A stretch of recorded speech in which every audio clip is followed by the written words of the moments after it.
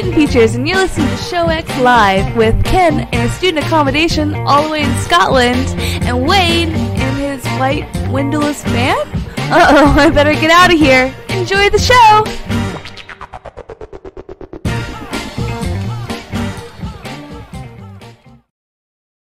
Hello, everybody, and welcome to Show X on VTWProductions.com. You're listening live at 2 p.m. Eastern, 6 p.m. GMT, as we are starting another one of those shows where the Time Lords have come in and decided to create a bit of a paradox between our two realms. And such that here in the United States, we have gone through our spring forward daylight savings time today.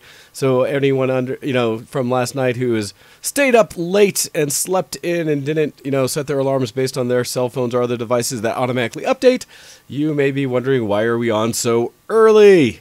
As well as for those around the rest of the world, it is because here in the US, we are trying to accommodate for the changing seasons and allowing light to be more pervasive when it needs to be here.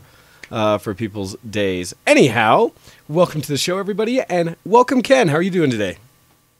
I'm pretty good. It's good to relax and chill out for a little bit, and just have a drink or two and talk to my buddy. It's good. Hey, how's that going? That's good to hear. And similar, this is one of the days I look forward to each week, knowing that I can just kind of hang out, chat, have a good conversation, and have a good show with everybody out there. And so I look forward to this each week, and apologize when I can't make it because I am busy a lot. And on that note, we'll be busy a lot coming forward.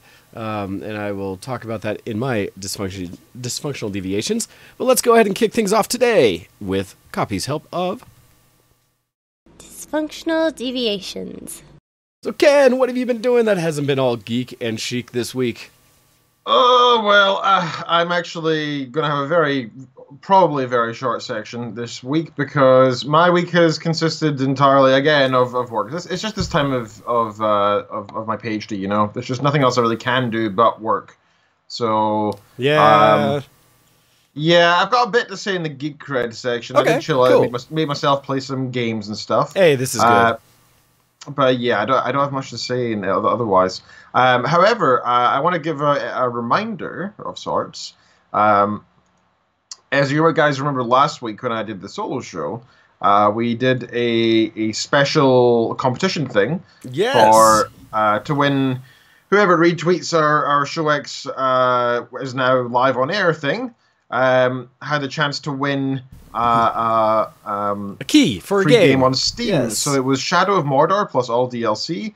That is still going on this week. We've got another competition going. So if you retweet our latest tweet on the Show X page on Twitter, twitter.com/VCWShowX, you have a fairly good chance of getting Shadow of Mordor Steam key plus all DLC on Steam. So that's awesome. That's a great opportunity.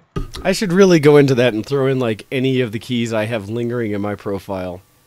Well, we can do that in the following weeks when this one goes. Because I do have quite a few. And, admittedly, some of them are ones that are, I don't know, less like people might not be as interested in. But I collect random ones from whenever I do things. It's bizarre. I don't even think about it. And then I look at my list of keys and like extra things. It's like, where did I get that? And so, better than sitting in my little box, I should probably share those with people so that everyone can participate. Absolutely. That's a good idea. So yeah, I don't really have anything else to go on. So please tell me, what have you been up to, sir? Alrighty then. Well, let's go into my cred, or my not cred, but my deviations for the week. Let's see. So, and admittedly, I missed the week before, and as I was trying to think back to what all I had been doing, I lost some of that. I think, I guess I can move this section up and then talk about other things I saw. So I have seen a few movies of late, things that I've kind of been catching up on, and as well as new. But one of the ones that I recently saw that I think is worth mentioning, or I guess two of them I'll bring up. One was the newer Jumanji movie. I say newer because it's been a little while since that came out.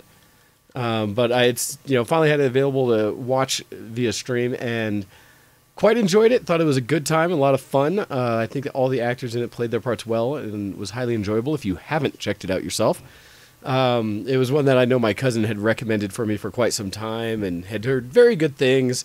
So finally checked that one out and was pleasantly surprised.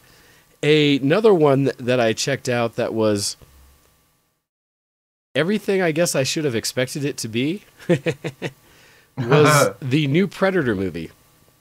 And I didn't even know there was one. There's a new Predator movie? there was a newer Predator movie that was released. I should actually check to see when exactly it came out.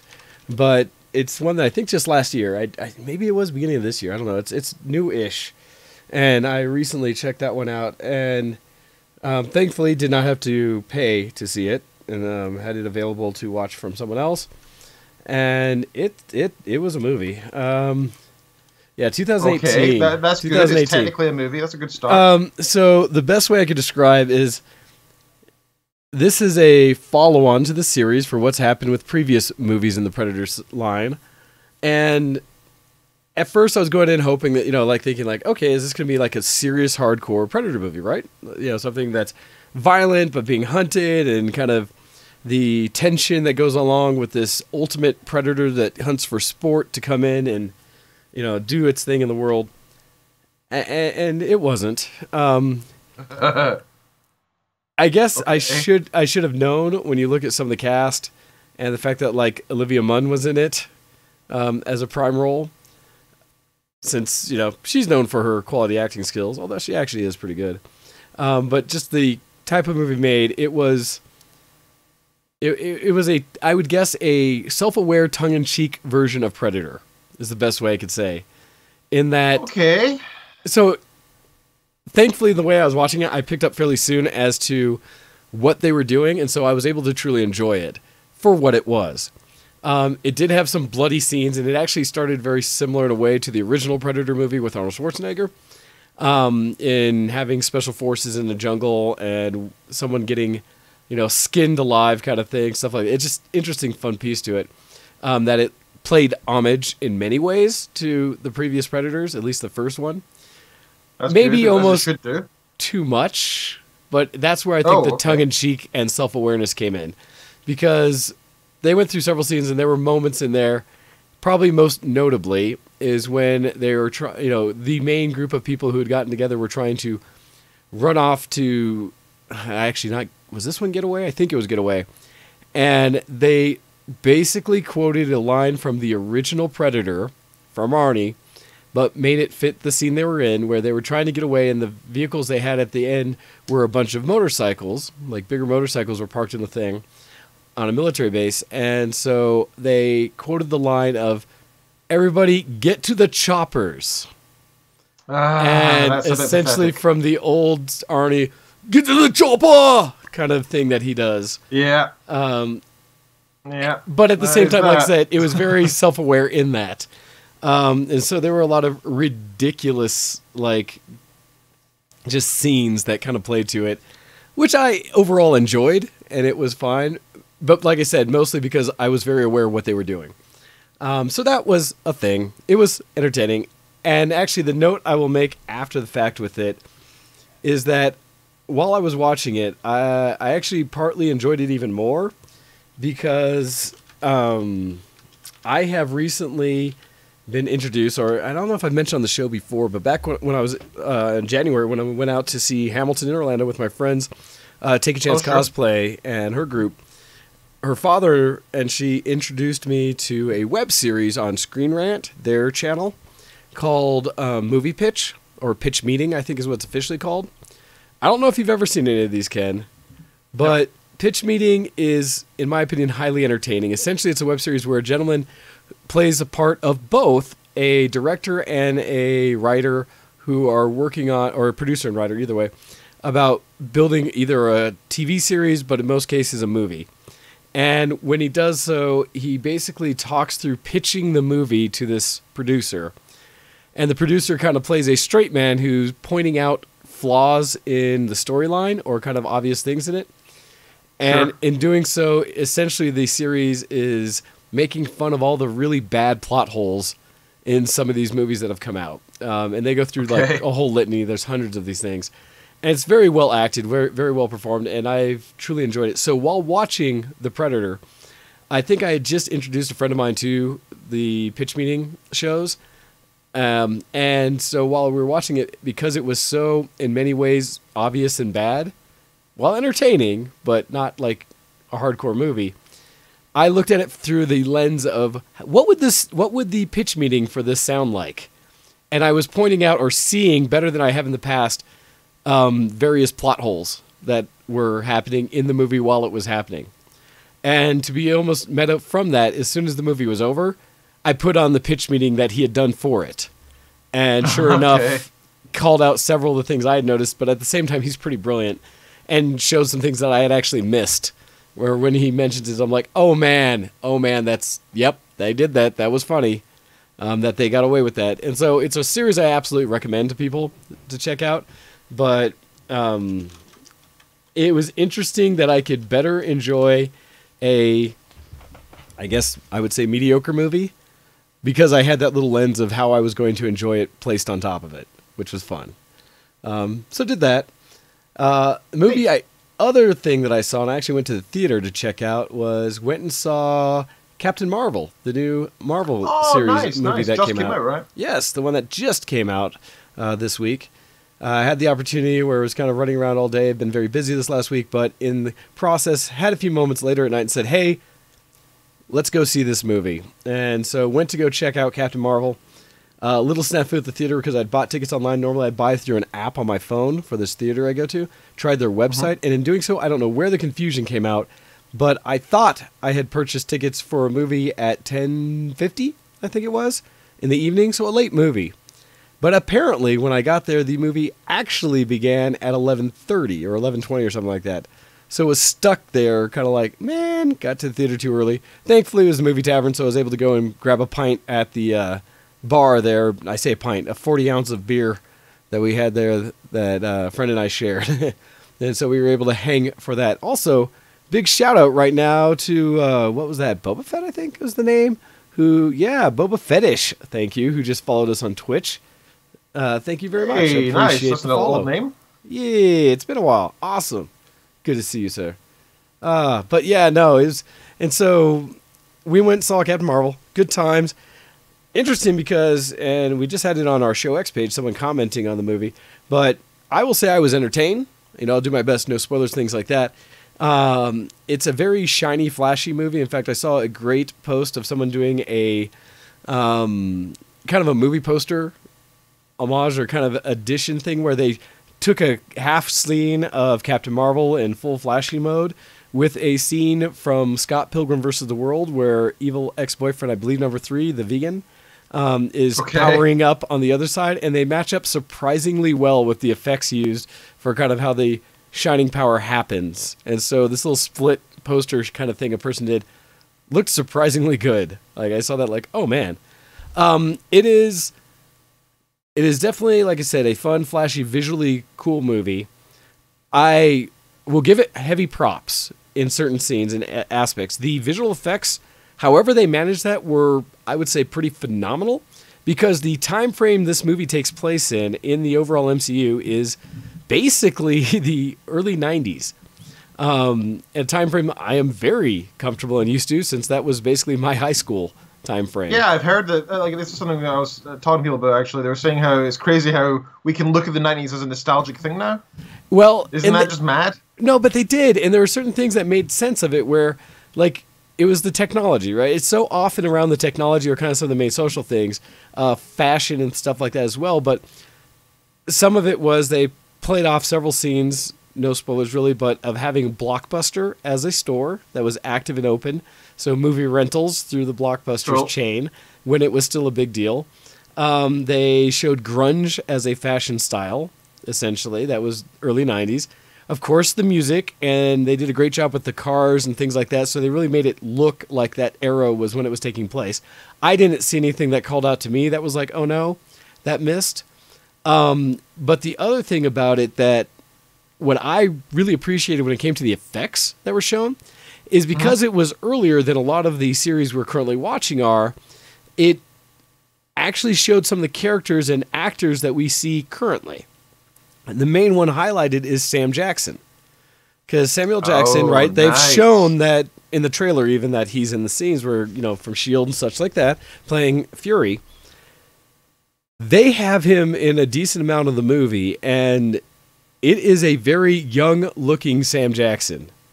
Like, you know how we've seen some movies do effects where they try to lessen the person's age, but you can pretty much tell that they've done CG or some makeup or things like that. And so it's passable and you see what they're doing, but it doesn't truly look like a younger version. This one was really good. Like, I was starting to wonder, did they find an actor to mimic? But they couldn't have, because it was Sam Jackson. But So maybe it was just fantastic CGI on top of him? I'm guessing so, because I can't believe they could have done that with practical effects. And so Okay, in that's that impressive. case, it really was. And I mean, we've seen movies and technology, especially from Disney with the Star Wars and things like that, where they've done full recreations of people and done it in a way that some looked quite well. The Star Wars series, bringing back some actors that had passed, and some of the scenes they had done were really, really good. So I'm wondering if they didn't do a blend of those kind of technologies where they essentially took out, and so as Copy is putting the IRC about Boba, I'm hoping or believing this could be Boba Fetish from the old WC radio days, as you're saying. I assume Because as much. that's yeah. what I would believe. There's only one Boba Fett. As far as I know, there's only one Boba Fetish, so that's what I'm hoping is the case. But I'm thinking they probably took some of the effects they've done for making full new characters, new people, and found a way to blend that with the actual actors, which, if that is the case, I believe it would be really solid, right? I could see where it worked out, because in this movie, holy cow, they did that with Sam Jackson and at least one other character that I won't spoil in there, where they truly provided younger variations or versions of the characters that looked really good. So that was, I think, very impressive. I thought the story they told was good. They actually had some twists and things like that. And I will take some criticisms. I saw a discussion happening on our Facebook page where there was a post about it, the tweet or whatever that was done by the actress that played, on Voyager, the captain of Voyager. Janeway. Janeway. Yeah, that played Janeway, basically commenting to the actress that plays Captain Marvel about, powerful women in space and that kind of thing, which was cool. It came out on International Women's Day for a reason, right? I am sure that was absolutely planned. Oh no, Boba Fett is saying I have no idea what you're talking about. But with that, the comment on our Facebook on ShowX page, discussion saying that someone basically just commented, "Oh, the movie was trash." Everyone having their opinions on whether the movies are good or not, and I responded basically saying, "Well, okay, but how?" Since I don't find it productive to just say a movie was terrible. It's one of those where I kind of wonder, okay, is everything about this experience or thing that you didn't like, terrible, or is it something very specific that made it bad? And I say this partially because personally, I enjoyed the film. And the person came out and basically stated that they didn't think that the main actress's acting was all that convincing, that it came out feeling somewhat flat, and they compared it heavily to the actress who did Twilight. And so, which is a pretty scathing review of someone's acting ability, in my opinion. And so thinking back to the movie from that perspective, I can say that there were some moments that I did not feel as though, and I forget the actress's name, but that she really presented a very compelling and emotional role. It seemed a lot like she was having fun with the role. In fact, it reminded me of someone else's where it was more like, I'm just happy to be here versus I'm an amazing actress and therefore can do all of these things. So I can understand. Once I've earned this, it's just like, I feel like I'm happy my career. I'm happy to be here, right? Like how cool is it that I get to play this role? And there's another hero movie that I've seen where that actually came to mind, where the gal playing the character was always kind of smiling, but not expressive, at least not matching what I felt like the scene provided. And so it was more like, how cool is it that I'm a superhero kind of acting, where they were just always kind of almost too just smiley to be there. Anyhow, but at the same time, I will say I enjoyed the movie. And so in spite or in lieu of what may have not been the strongest Oscar-worthy performance by a main lead actor, I think was still fine for the movie and pushed it along and was fun. With that in mind, also I will say I don't believe this was the best Marvel movie to have come out. I've seen some very high praise, saying like top 5 ever. Some people saying absolutely the best. I will say it was fun. It was entertaining. That it progressed as a whole what we expect I think we'll see with the MCU as a whole. And so I think it fits in wonderfully. I was interested and happy because this is one of the most powerful single Marvel characters they've introduced. We've seen some pretty. I don't know much about Captain Marvel. Like, I don't know anything about the comics or anything. Could you please explain her to me? Like, what exactly is her powers? What does she do? So what is Captain Marvel? Oh gosh, from memory, because this will be a little rough because I never really read the Captain Marvel series, but am aware of Captain Marvel as a whole. So, IRC or chat and Twitch, please feel free to correct me when I do things wrong here. But Captain Marvel was essentially an analog to Superman from the DC universe in super strength, can fly, and at least in this iteration shows the ability to shoot some level of beams out of hands and such like that. So basically super powerful. And with that, the main part of the storyline with Captain Marvel that I have always followed, because I didn't really follow Marvel herself, was the connection to the character Rogue from the X-Men. And that in that X-Men had, Rogue famously, Captain Marvel had kind of crashed and burned in a scene or somehow fought, and a younger Rogue absorbed all of Marvel's powers, but Marvel's powers being so amazingly strong, instead of it wearing off after some period, lingered in Rogue, giving Rogue the classic ability to have super strength and the ability to fly. Nice. Those powers had actually lingered in Rogue. And then Rogue maintained the ability to still mimic and take powers from others that she touched. But I believe, if I'm not mistaken, that she had gotten those main abilities to fly and strength from Captain Marvel. And I don't know if she killed or almost did. But yes. And let's see. Hando's saying, if I remember right, Captain Marvel was a black woman in Secret Wars. See, that's the challenge. I can think of all these different perspectives, and I'm sure I could just fix this real quick with the magic of the internet and Wikipedia. But just like I said, that's what it kind of comes to me from memory, because I didn't really follow Captain Marvel specifically. And yeah, I like that. Serathis is saying Captain Marvel is pretty analogous to Starfire, except she can talk proper English. That's funny. Okay. Yeah, Starfire being the alien from Teen Titans, right? There's a couple Starfires out there. Alien from Teen Titans, as well as Marvel Universe. I think it's still Starfire, the one that flies and shoots flame. But I really don't. I didn't realize that there was anything else other than the Teen Titans version. I suppose that makes sense. Well, so admittedly, Captain Marvel, the whole history of goes back a ways. This is poignant as DC is coming out with their movie Shazam, because Captain Marvel, also known as Shazam in the DC universe.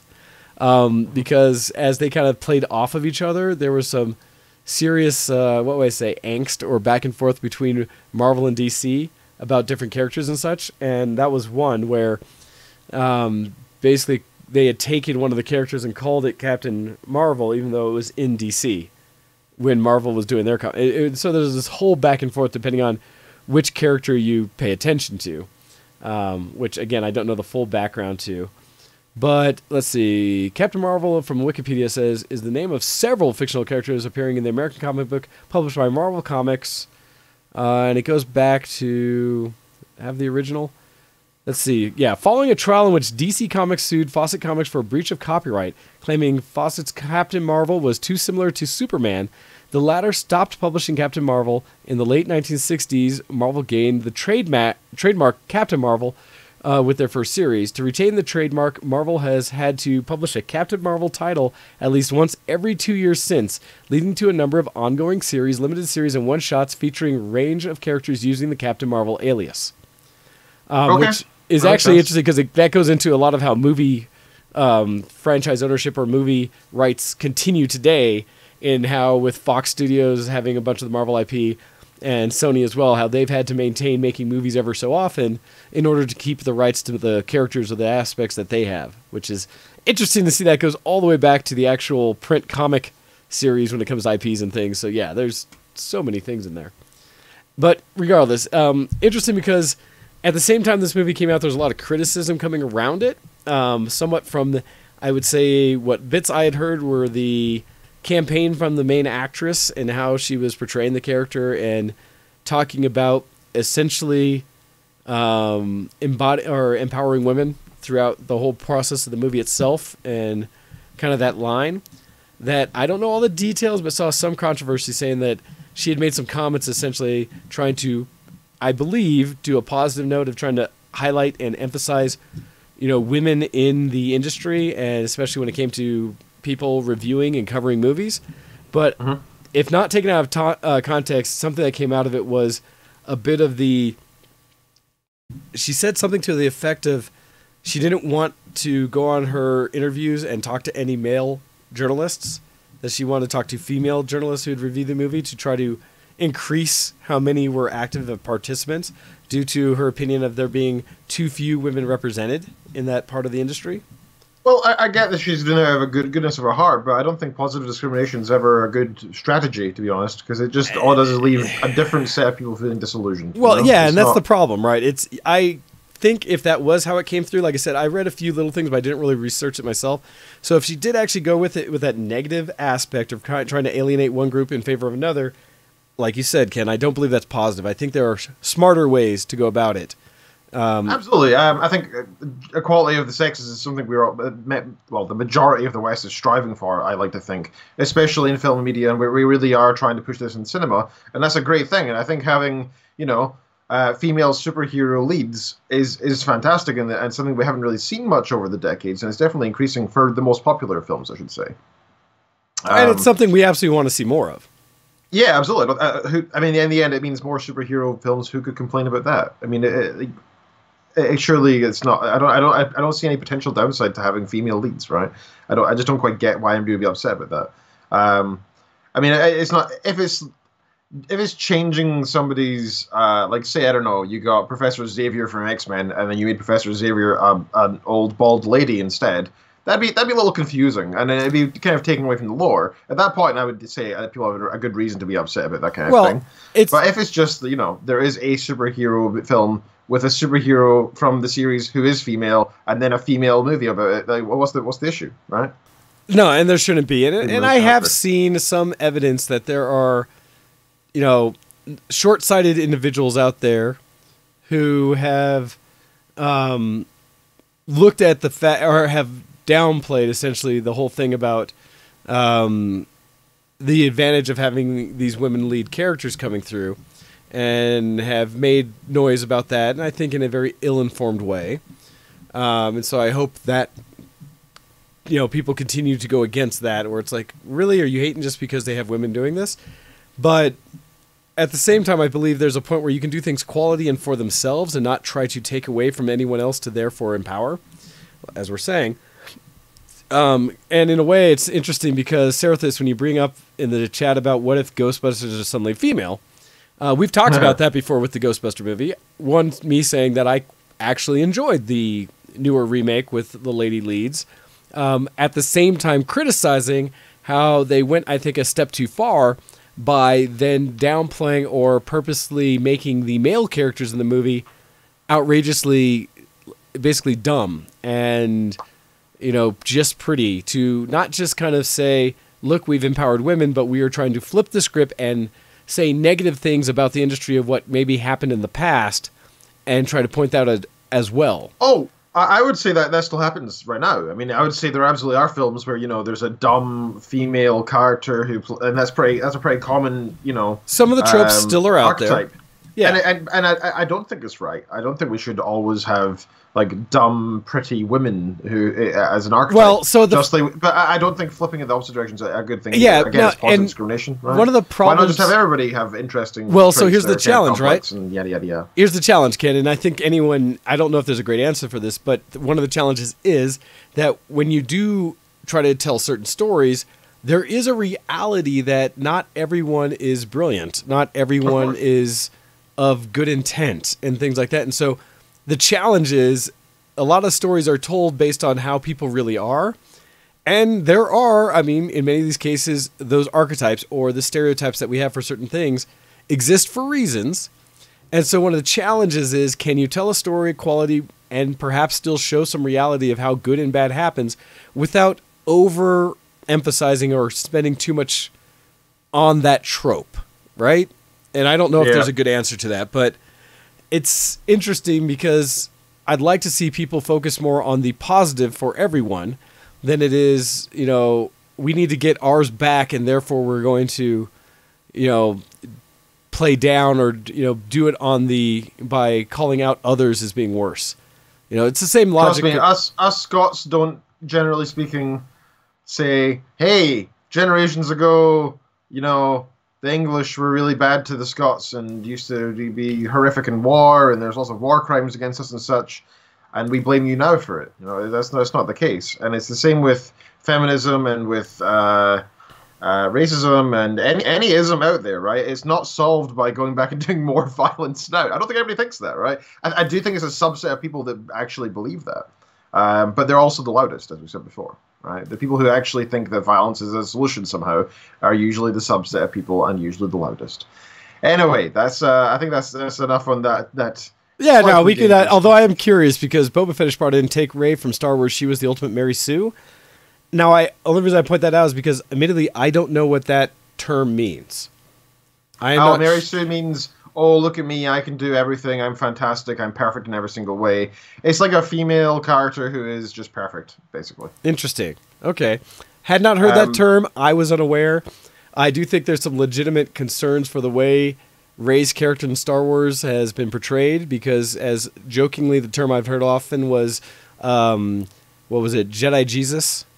In many ways, yeah, that's powerful people say about her. Yeah, it's convenient, right? Convenient power, convenient things that don't really get explained well. I didn't dislike that whole thing. It's a point where there are moments. I agree it didn't fully fit. I mean, like, if you look at the apparently most powerful Jedi of all time in the previous films, right? He had to go and learn and train and practice and all this.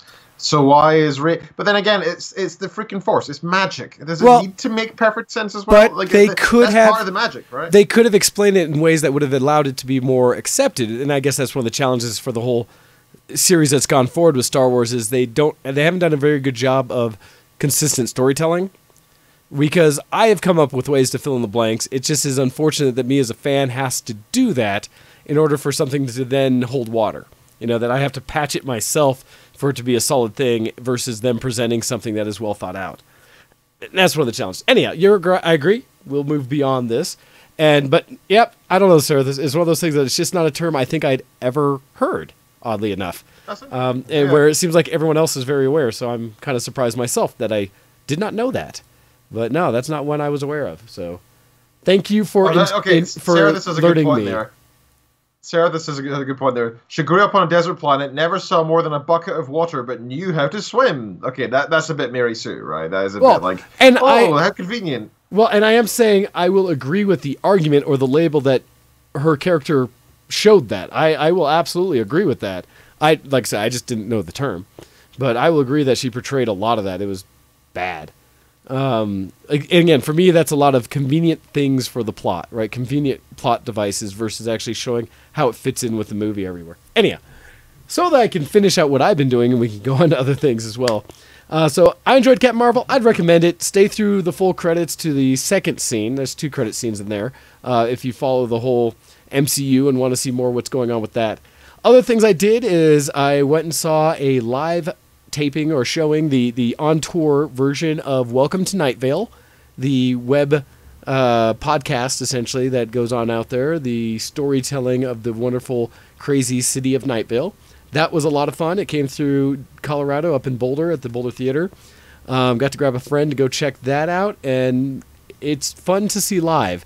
I got to give a lot of credit to Cecil, the gentleman that basically portrays the voice of Night Vale, because Cecil Baldwin, he has such an epic trained voice as an actor and is able to portray and say a litany of just words in order with such a great presentation that it is truly talent, and a lot of fun to hear from someone who projects and gets on the radio and talks about that, and he plays a character who does that.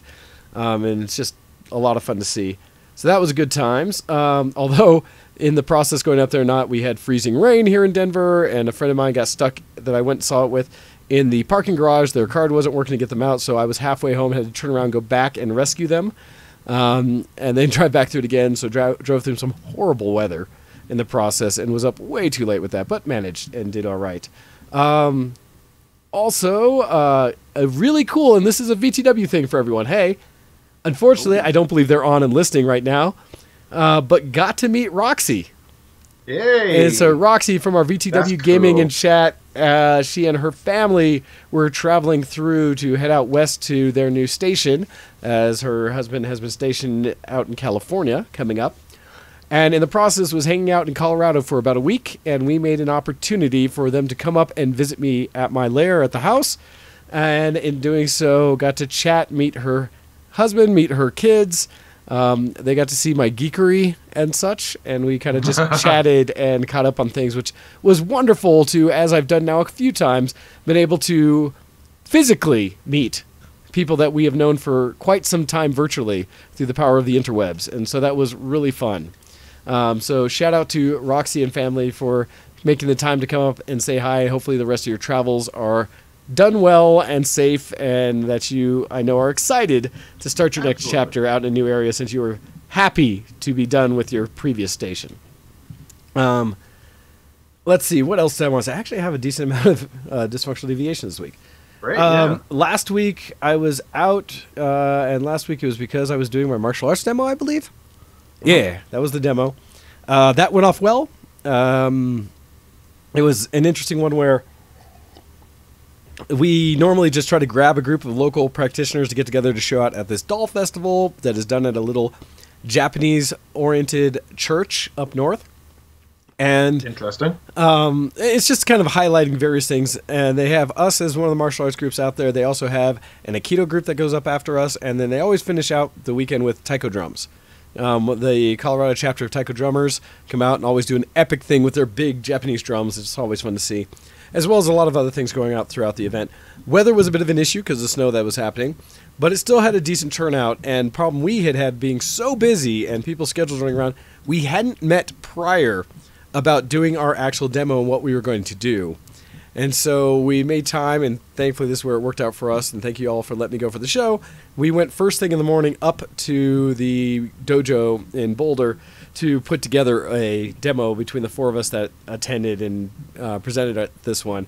And I am happy to say we came up with something that was pretty solid, and I think we look good. So did do that, and that went off well for me not having been here. Also, Well done. last night, let's see. Yep. Last night I went and had the opportunity through one of my friends that does cosplay that I know, was doing a play at their college out west, and saw an interesting presentation of I guess the play was called Information for Foreigners. And this is one that was Okay. a bit of I was warned ahead of time it was a non-conventional play. And the way that ended up happening is that after showing up, waiting in kind of the lobby for this happening, it's a small venue right out of college, just a littler thing. But when they first started, like a gentleman comes out in kind of a bellhop looking uniform or something, ringing a bell, and just starts litany of things saying, tickets are available for the show and they are this much. If you have not purchased your ticket, you must do so now. And started talking like some dates and time, but kind of this odd portrayal of just information. Like, okay, I guess the show is kind of starting already. And that was about 15 minutes before the actual showtime. And then before we usher in, they had these four individuals come down in suits, carrying ribbons and saying, all right, we need to separate you all into groups of four. And then they separated us out, put us on these ribbons, and then had us go into the theater. And then at which point they started presenting an interesting, I guess, just experience where the overall storyline was talking about oppressive regimes in government and how freedoms and things like that can be taken away.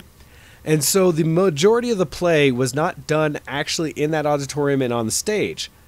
They presented an introduction that way, and then because of the groups they had split us up into, they had us all stand up and move out of the theater to other areas around. Some of the behind-the-scenes areas like prop rooms and sewing rooms and stuff like that.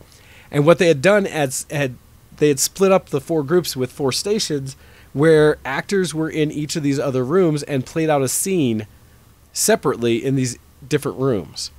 And the scenes themselves were all fairly shocking and designed to elicit a response from the audience.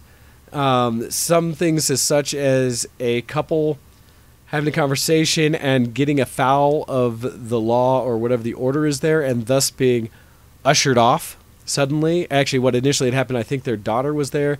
She passed away. I believe she was actually killed at the time, but was suffering through something and was passed away. And then a couple of actors that were actually an interesting role throughout the whole scene were kind of like garbage collectors. Ushered her out of the room. They put like a trash bag over her and took her out of the room. And that scene, that kind of theme went out throughout the play where you would see those garbage men coming around more with more and more trash bags filled with things, obviously representing other dead bodies and people. And then that they showed like the parents coming, where's my daughter? She's not here now. And they kind of suddenly get ushered out as well. And you can only assume that they were also killed. And then there are scenes of a parents being taken away from their child because of something subversive that the father had said. But they want to protect the child, so they have her go off to go find family, and they have to go together, and you assume they are killed. Eventually, that daughter walks around, and it's a young gal who played it. Multiple scenes where she's alone and looking for others, and then at some point you catch that she's sick, and she's coughing and running around, and just like all of these different scenes happening. And probably one of the most in-your-face ones is a gal, you go into a room, and they play it off as though you're supposed to you're in a cultural center, and that these tour guides in your group are taking you around to show you aspects of the culture of the area. And it happens to be that behind the scenes or elsewhere there's these things happening that they are ignoring or trying their best to tell, like, you as followers, you that are in the tour group, that everything is all right. And so the tour guides are going through, and while these kind of horrific things are happening that you observe, the tour guides are like, oh, don't pay any attention to that. That's nothing. That's no. Look over here. And this really bad scene, you go into a prop room, and there's a gal who's just drenched with water. And not at this point, it's not a soldier, but it's a totalitarian type individual looking over them and like yelling at this girl about how she's done wrong, and all she has to do to help her situation, essentially you could tell she's been water tortured, is they put a gun in front of her and say, you have an opportunity here. You could save yourself all this pain.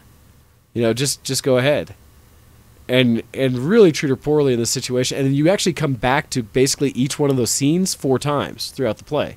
Twice, then an intermission, and twice again. And hers especially, it gets more and more aggressive and more like throw her against a wall kind of thing and stuff, yelling at her to take ownership and just end it. So, like I said, this play is really meant to invoke. And what was interesting is at the very end of the whole experience, they bring everyone back together into the auditorium. They did this a couple times to show some base scenes and, kind of show that this is the whole scene of what happened. And eventually, the highlight of this one is that the gal who'd been water tortured amongst all these other scenes happened. Eventually, and I knew this was going to happen, off scene you hear a gunshot. And then at the end, she comes walking out amongst the rest of the cast, kind of standing there, not paying attention, looking at anyone, just bodies essentially in the room.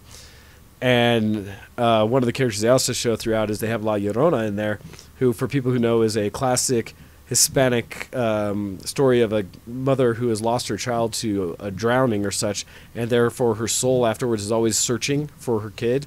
And it's a story used to keep kids from going down by waterfronts at night, and because it could be dangerous. So they always say La Llorona may get you. Essentially, she's looking for her kid. If she finds a kid down by the water at night, she'll steal them away and drown them. But she was in it singing throughout the thing, and so at the end, after the woman who was being water tortured killed herself, comes up and like notices her at the very end as she's singing going through and it goes on. It's like I said, it's a really well and interesting executed thing that happens through it in story. Definitely not a feel good kind of adventure, but an experience. No. And what was an interesting thing they did at the end is because it's a small cast, college cast, they actually held a Q&A afterwards so that the audience could talk to the actors, talk about the story, talk about the roles, and how it affected them. And what's interesting is this whole thing had been written, produced by a gal, I believe from Mexico, who had performed it down there for a while and brought it up. And so she was there in the audience and had basically been the one who put this presentation together. And so she was able to answer some stories in her perspective and how it all came together.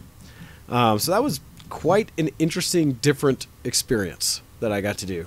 But was, I think, worthwhile and interesting.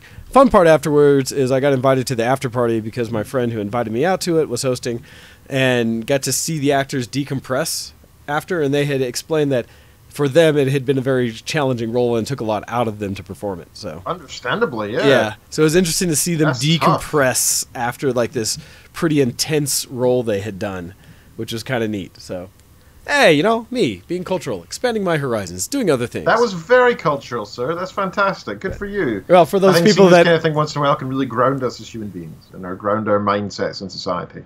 It was fun. It was interesting because I was warned heavily, like, this may trigger people. I was like, nah, it's not going to trigger me. And sure enough, I was like, I see what's happening there. Because none of it was shocking to me. In fact, one of the things they brought up was the classic experiment for those who, I'm sure, Ken, you'd be aware, of when they had people do experiments where they were simulating torturing people for learning, where they do the shock treatment where both people who come in for the testing, one is the person who gets questions asked to them, but is basically tasked with puts electrodes on them, and they are being stimulated by pain to learn better as a motivator. Okay. And the other person is put into the role of the person administrating the test.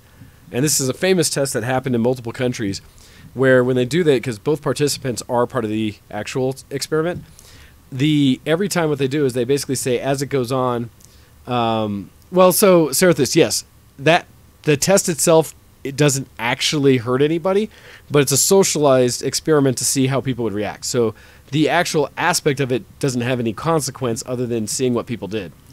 And so what the test was is that they would basically throw in, and the one person administer a question when someone got it wrong, they would be shocked, and the person was in charge of shocking them. And the idea of the test is that they would increase the pain threshold higher up, because this is what the people who are conducting the experiment have told them their roles are and what to do. And then in the end, the testing goes on to say that everybody who is involved would eventually put them up to a lethal dosage of electricity, because that's what they were told to do. And the challenge of people questioning what's right and what's not, and when to say no to orders or what role they've been given.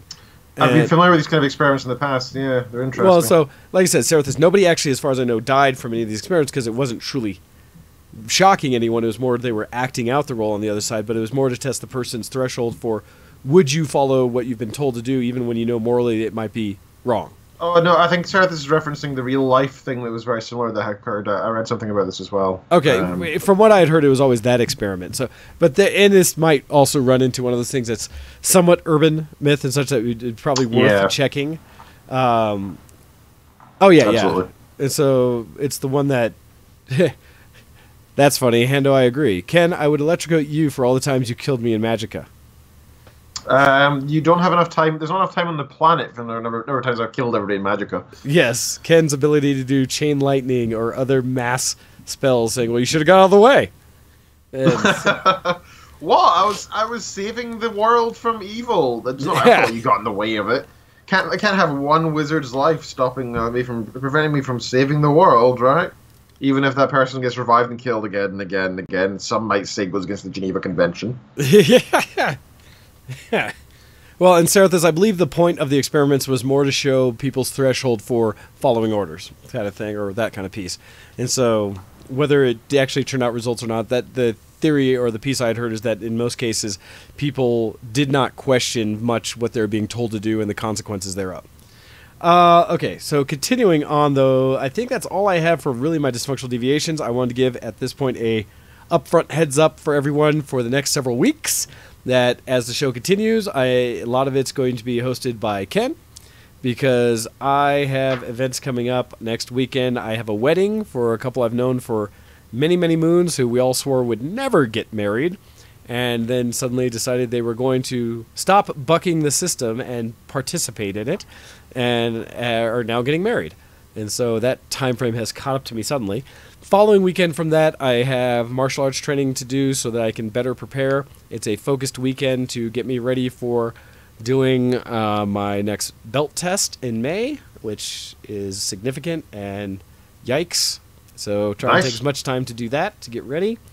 As well as the week after that, and I believe it's going to cover the time frame. I don't have all the details yet, but I had been invited to up my geek cred and go participate in a LARP, in a live-action role-play that is apparently a pretty significant one here in Colorado. Same friend of mine who does the play had invited me to be her grandson in their role within the whole play, the game. It's interesting. She's Jewish and brings that into her character. And I forget the official name of the family that I'd be a part of. But apparently, if I do get through all this, I will be a woodland elf as part of the family. And it's, like I said, the name is a very Jewish-sounding name. And my grandmother, the role would be, has lived on the plane for like 8,000 years and stuff. I don't know. It sounds interesting. So I'm hoping to give it an opportunity. I've always said I've wanted to test my ability to role play, to come up with random things on the fly and actually get into a character, since I don't think I've ever really done that well. Improv is pretty fun. Yeah, I love the idea. So a lot of D&D. Yeah. Yeah, no, so we'll see how that goes, because I've even had that challenge trying to play D&D, is that I've rarely done it in a way that I've been able to actually role-play the characters, as I feel like is the real intention of those kind of games, is the imagination such, not so much the mechanics and just winning, as the adventure of playing and playing out these characters. And so I'm hoping this will give me an opportunity to do that. Hopefully, guys, you'll give me the ability to go do it, so yeah. Do you want... I'm being told like they want a bit of a... LMFAO! Noob! With 27 exclamation points in back of it. That's right. That's how smart I am. From all the various things that we've been discussing. So yes, you're welcome. Yeah. I enjoyed that. I still need to get those more into rotation, because the ones I have added so far, and I'm trying to decide which ones are most appropriate for us to use, because I don't want to just steal everything we used to do on Octal and Horde vs. the World. I want them to be appropriate, because the other one I grabbed, I was like, yeah, this one needs to be in here is... No. Just like the initial basic, although I still have like the whole litany of all of those, and I think there's appropriate times to play them. So they're great, though. I mean, we shouldn't... I don't think our show is... just a copy of ONH. It's absolutely not. It's God, no. Extremely distinct. An extension beyond what we used to do. I think it's more of a homage, right? We're saying there's a homage to our it is part of our founding and our past, and that's where a lot of the show came from. There's those, ONH is like our forefathers. It's like our ancestors. There were at least two of them. There were like two of them that were our fathers, and one of me that was like the odd cousin that came in at the end. But admittedly, all of this enabled because of what the show funds helped add to the show with the Stream Deck that I'm using to do these things, that I've been able to actually program in the various drop-ins and such, that I can just, at a push of a button, do them. Yay, technology. And so that's really what's done it, because otherwise it's pain in the button as we moved away from Sam Broadcaster because of all the challenges it would have with resources to find newer and better ways. This has been what we've continued with, and now seems to be working well. So yes, we have drop-ins a little better again. And hey! Sorry if you hear the ice cream van outside. I'm afraid I can't get everybody ice cream. I'd say it's hilarious, because I'm actually kind of curious. I'd love to hear what ice cream van tones are from around the world. And I say that because I heard it just barely, and I was wondering what that was. And once you identified, I was like, okay, that makes sense. It's just a man screaming outside of a really old rickety truck shouting, haggis-flavored ice cream. That would be... Your whiskey-flavored tell ice me, cream? Okay, so, Ken, I know you say this jokingly, but tell me, okay, the whiskey one there needs to be, but tell me there's haggis-flavored ice cream somewhere. Oh, of course not. Of course not. We have bacon-flavored over here and such. Come on. I think you just came up with $1 million idea, but still. Yeah. Only if it's like that fresh homemade haggis flavored ice cream. Hey, I distinctly talked the difference of my experience going over and visiting your fam and doing everything when I was there, of having the joy of the day after Christmas having your mother-in-law come in and make haggis for my first time experiencing it, and it being quite lovely, to the having the street fried haggis and blood pudding, which were good. From I forget the main shop that's over there that has it everywhere. And then the last experience being going to the hotel where you were having your reception, and the next morning having the breakfast haggis that was from the hotel, and that being a decidedly different experience that I was not quite as keen on, and made me have to rethink my appreciation of it. It's the same with like sausage, right? If you get sausage from like a really nice, like upstanding restaurant or a hotel, you'll be like, oh, this is really nice. But if you just get like a skin bag full of meat, it's from like put on the side of your school dinner. It's pretty disgusting. Yeah, and that was so that's why I said I would want my haggis ice cream to be based off that nice fresh flavor from a good, homemade version, not what you get from the hotel in the morning. Anyhow, yes, no, that'd be odd. Let's see. Okay, so we're about up to the break for us to take a quick music break. And then we will come back in with our Geek Cred. This is an opportunity for all of you, if you have anything geek you would like to share with the show today and with all the audience, to send us an email in at showx@vtwproductions.com, at which point we can read it right after the music break to let us know what you've been doing that's been geek. As we get into ours, and I may start out the Geek Cred section, since I believe, Ken, you were saying you have more on that side to share. So we can flip it up into that.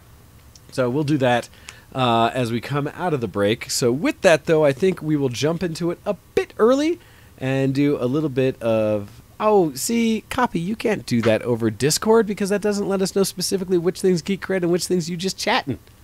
We need to send it to the email, to the show. There's a form of things. Yes, I know your story. Anyhow, okay.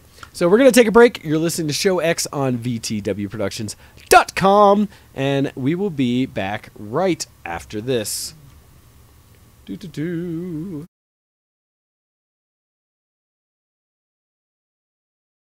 Send in your emails to showx@vtwproductions.com.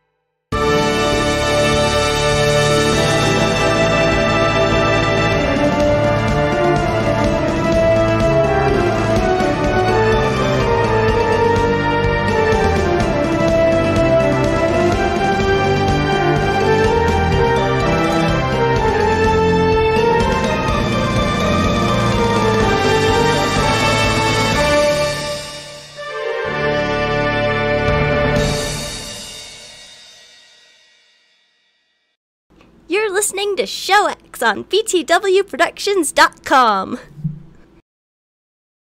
Hello, everybody. Welcome back to the show. All right, so we are going to go ahead and make sure that we transition in with a little bit of... I'm a geek. Are you a geek? Geek cred level up! And as I said, I figured I would start out the geek cred here to kick things off, as I know people are frantically writing their emails in to share to the show.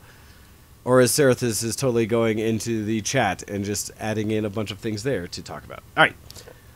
Admittedly, I asked the question going into the break because Serathis said that no email, but important, Factorio version 0.17 and Satisfactory have a weekend test. And so updates incoming for those who are all in the Factorio rage, you, Ken, and Hando, and Serathis. Oh, such a good game. Probably one of the best games ever. Well, of all time. So the funny part is Factorio is a damn good game. My challenge is it is one of those that I will lose time in, hours, if not days, and so I do not play it often. I find that when I game, it's much more simple time frames and little bits, and so that's one that's like, but I get you. All right, so for me, for Geek Cred, I wanted to mention that as I have been coming for... Oh, wait, I needed to finish what else he had to say. He said, well, there's a new tutorial campaign, because I did ask what's new, but the patch itself is graphics, balance, GUI, and UX patch. That'll be interesting to see. I love anything that's user experience, user interface that gets improved, as well as anything graphics. I love graphics, right? And that game's not meant to be graphically heavy and intense, but anything that cleans it up, makes it run smoother, would be wonderful. They have this fantastic thing in Factorio where they have it's Friday Facts, I think it was called, where the dev team have a weekly newsletter to all users that they can go and see exactly what they've been working on the past week. Nice. And it's thoroughly detailed, and I'm always so impressed by how accessible it is. But you can see some of the graphic updates they've been doing are amazing. So they'll take like a single model and they'll work out through various mechanisms the forms of compression they're needed to make a higher quality model run even more smoothly than the current model. So it's not just... so nice to see the different, and then they put them next, like back to back, and show you the differences. Okay, that's cool. And you're like, oh my god, that's so sweet. Well, and it's so dumb. It's just like a worm running or something, and you're like, oh my god, it looks so much better. I love the Friday Facts. Well, so it's interesting because that's one of those things today in, and this kind of continuing into almost what a Gigascope thing would be, but how developers, because of the way we have social media and everything, have been so much more accessible. Arguably, whoever's done it first, done it best, things like that, because, you know, even though we know it'll never actually come out, but it's fun to watch the experiment, things like, as I was going to say, the name now escapes me, Robert Space Industries, Crud, the one that we've all been waiting for and is never going to release for Space Sim. I don't know. Yeah, it'll come up. Chat will save me. What Chris Roberts, Star System, thank you, Serathis, like I said. Oh, Star System, of course. Where they have actually tons of insight, right? They do weekly newsletters, they do video casts, talk about every little thing. They interview various shops and parts of the development. They will show this one new model they're doing, this one new base they're building up, and talk in depth about the things they're doing with it that can, in a lot of ways, build hype and like, oh gosh, this is all cool. I love what you're doing. The challenge is whether you do it and get to a point where you never actually release a game because you're too busy just developing. Yeah. And that's your whole goal. That being the criticism of what Star Citizen may become. But I'm wondering who really started that, because Factorio doing it and stuff like you're saying, it is really cool, especially when it's any game you love, to have that kind of interaction, insight, and behind-the-scenes depth of what it is that you're going to be getting next. How cool is that? That's something that I would argue we hadn't had throughout game development for most times. Most shops kept it closed in, and then you'd only see the results. Behind the scenes was something you might see. I saw a few special editions of games and stuff where they do some behind the scenes creation, things like that, animation studios, voice acting, such. But beyond that, you almost never got anything into the development process. And it's interesting too, because Factorio is arguably one of those games that's basically a full game, even though it's in beta. You know, we have a lot of those that exist on that cusp today. And so it's almost hard for me to like really figure out where it fits in that, because I've played it and enjoyed it as a full game. Similar to, actually, I would say, recent one that I've touched on a little bit when I would play with La Campette was Starbound. Starbound continues to be in development, right? And I started playing it with her just the other day, and I was like, holy cow, they've added a bunch to the tutorial, to the introduction to the storyline of what's going on from when I had first played. Well, that's just the like thing about games nowadays, right? We get them, they come out, we get them, we start playing them, we're like, okay, this is the game, because that's the paradigm we're used to. Yes, it so we're is. in the age of alphas and betas and things coming out before they're actually ready. The difference was we used to get demos, right? That were the original, I would say, the original context of how we got games, and back in shareware days, right? Is you'd get demos in shareware, which was a level of a game, some experience of a game that was essentially the entire polished game, but just a subsection of it, so that you can see what is this game about, and then you from that could decide, do I want to pay for this and play the whole game? Happened all the time. But then you've gotten into a point where then you'd get some of these kind of betas and stuff that would come out where, all right, this game's not done yet, but we need people to help test some of these features. We don't have enough money for our own testers. And so you'd play this small broken piece of the game, but it would be really small. It'd be like just, again, kind of like a demo, a subsection. Just a piece to do one thing, or a stress test, so they might release an online version with one map or two maps that are just a piece of the game, not the full experience, so that you could stress test and help the developers build something. Then they got into this bigger access of more true open betas and such, where you're now playing almost complete versions of the game prior to when they're officially released. But in a lot of ways, you're like, okay, I'm still contributing. And then they took it that step further and saying, you can now buy, as you pre-order the game, get into the game before it's ever released and start playing it when it's not completed. And that's weird because it's now become almost the norm where you start playing incomplete games. And I wonder why the desire for that is out there so much. Because I think we got to this stage where we're so hungry for these not new games, right? That's incorrect, because there's thousands of games out per day that we don't care about.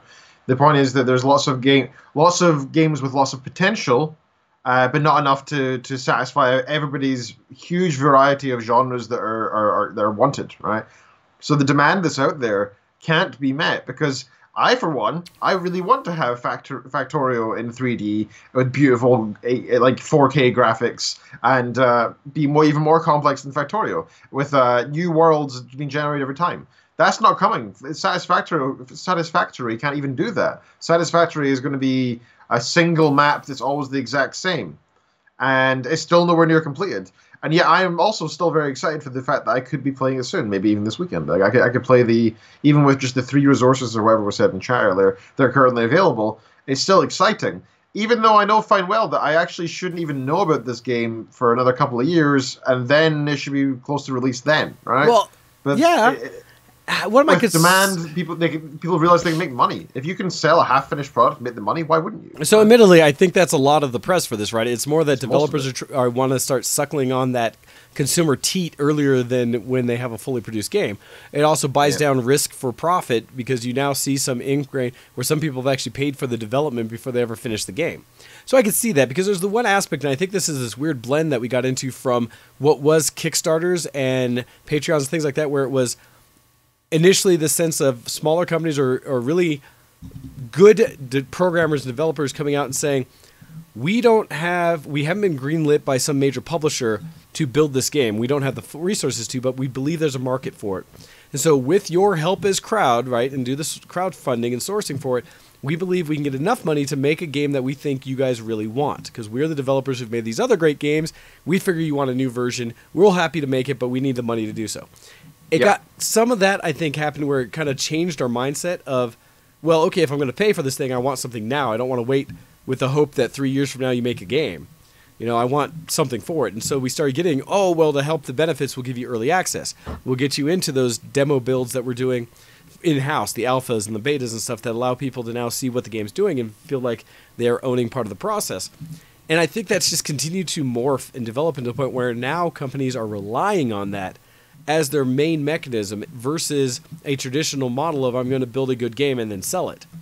And so it's weird, because I also think there's a challenge where, and the term came up, and I see if I can get it right, FOMO, I think is the term, or the fear of missing out, I think applies in this situation, because I think it's one of the results of the hype train, that as new content comes out and you start seeing people get excited for it, and they start talking to each other and this and that, they push each other and their friends to experience it all together, right? I see this in general when any new game, especially AAA titles start hitting, things that are the ones that, you're supposed to want this game, you're supposed to like it.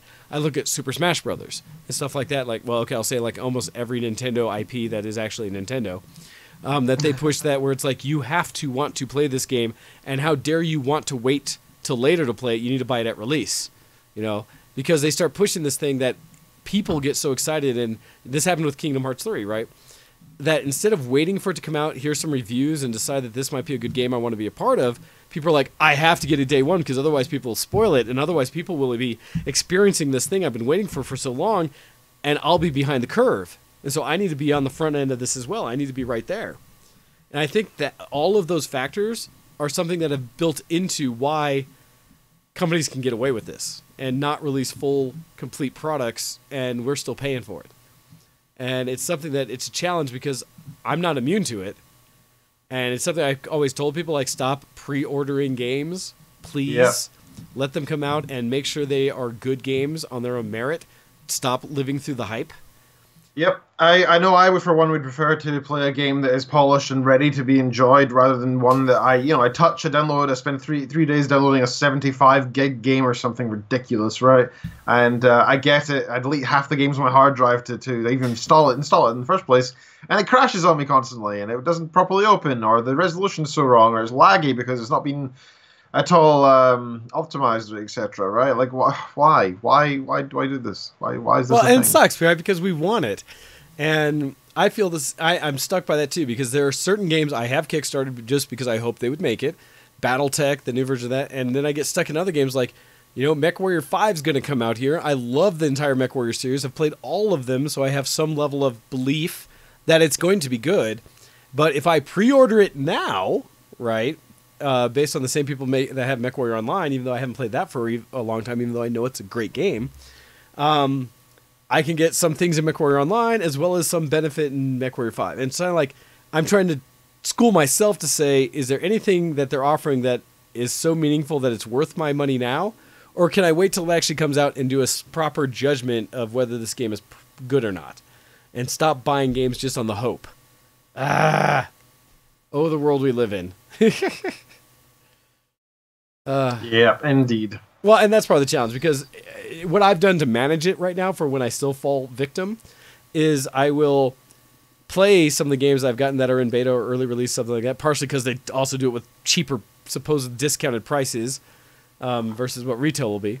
But is that I will play it initially to see what's about and kind of like, okay, cool. And then I purposely shelve it for months on end, if not a year, until it's some major milestone has come out. Check it out again and be like, okay, hopefully this is going the direction I care. And then again, shelve it, hoping when they finally release the full version, I can be like, yay, now I'm ready to play this game. I've done that with Star Citizen, where I've played some of the impacts to say like, okay, what does it feel like to fly from space down to a planet's surface?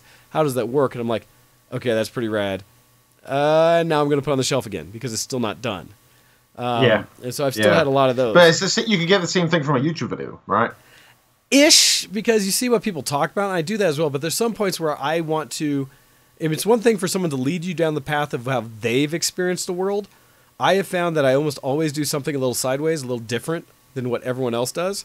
And so I know the experience I'm after, and so sometimes it's still worth it for me to go get my own experience out of the game versus relying on what someone else has done and hoping they kind of captured what I'm after, if that makes sense. And so I'll still do it like, I don't know, it's a mess. All right, anyhow. Let us, as I've gone down this whole side path about, pre-ordering and alphas and betas and such like that, let me talk a little bit more about what I've actually been doing.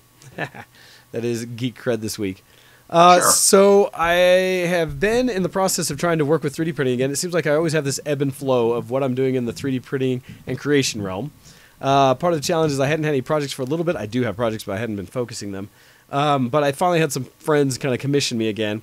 And so I have a friend who's going to be running a campaign for I don't believe it's D&D based, it might be Pathfinder, I forget which rule set. But he wanted an amulet printed to kind of be a prop within the game / maybe even a reward for some of the people playing. And so had found the model online, which is always beneficial because now I'm only providing a service of creating the object physically. But in doing so, as well as I had a project when I was doing WhimsyCon, doing the convention thing last weekend that... Oh, that's another thing I didn't talk about with my Geek Cred. I got painted up as a robot. Yeah, so helping out. You mentioned that last week. Yeah, helping out the Wasix and what they were doing. I was able to actually get fully face painted into a robot and help them with their booth and such. Side note. But while talking to him about the campaign, I also had printed them a stand to kind of put some of their jewelry on to display. But in doing so, my printers had just been acting up. I had a problem where my computer locked up while I had the slicing program Cura open, and in doing so, it lost all my settings. Which sucks because I had been trying to do a good thing by working with Cura and capturing like each different type of filament I had and the best settings for them so I could just pick that filament and go. And it was doing pretty good about that, so I was like, I'm documenting just digitally, not on a piece of paper or in a separate document. Well, that bit me in the butt when it crashed and it locked up and I couldn't restart it. I had to reinstall, thus losing all my settings.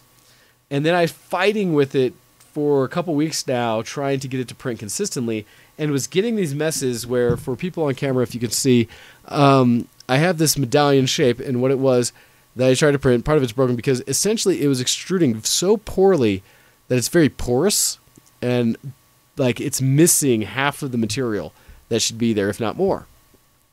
Finally, I believe I got it dialed in, because now I've printed a version that is solid and beautiful, and am excited to actually give out. I showed him a picture, it was like, awesome. Now I do have to resize it slightly. I'm actually working with Hide My Air because she does resin casting, and so for the gem that actually the model originally has, I had to go in and edit it and cut the gem out of the middle from the original model, and so that I can now put in a resin cast gem, because I thought that'd be much cooler than just having a painted plastic one. But it's always fun to see how your skill of this sort of stuff grows over time, and you trying and experimenting with these new things, and the mad look on your face as you try these things. It is funny because I am constantly putting myself through projects and things, and my personality type is such that I gain a lot of satisfaction and kind of feeling of worth when I successfully accomplish tasks, various little things that I put through my life. The challenge is when I get stuck on tasks because I think I should have accomplished them, and then I have to figure them out. It actually like negatively impacts my mood in life because I'm like, dang it, why isn't this thing working? Bend to my will. And so, it's terrible. That's a drop in right there, by the way. Bend to my will. Well, it's terrible. I realized this about myself in that I have a certain conceit that when it comes to mechanical things, computer things, certain kind of activities I've learned, that I know enough about them that they should work the way I choose. And so when they don't, when something hiccups or something happens that it causes me issue, I almost take it personally.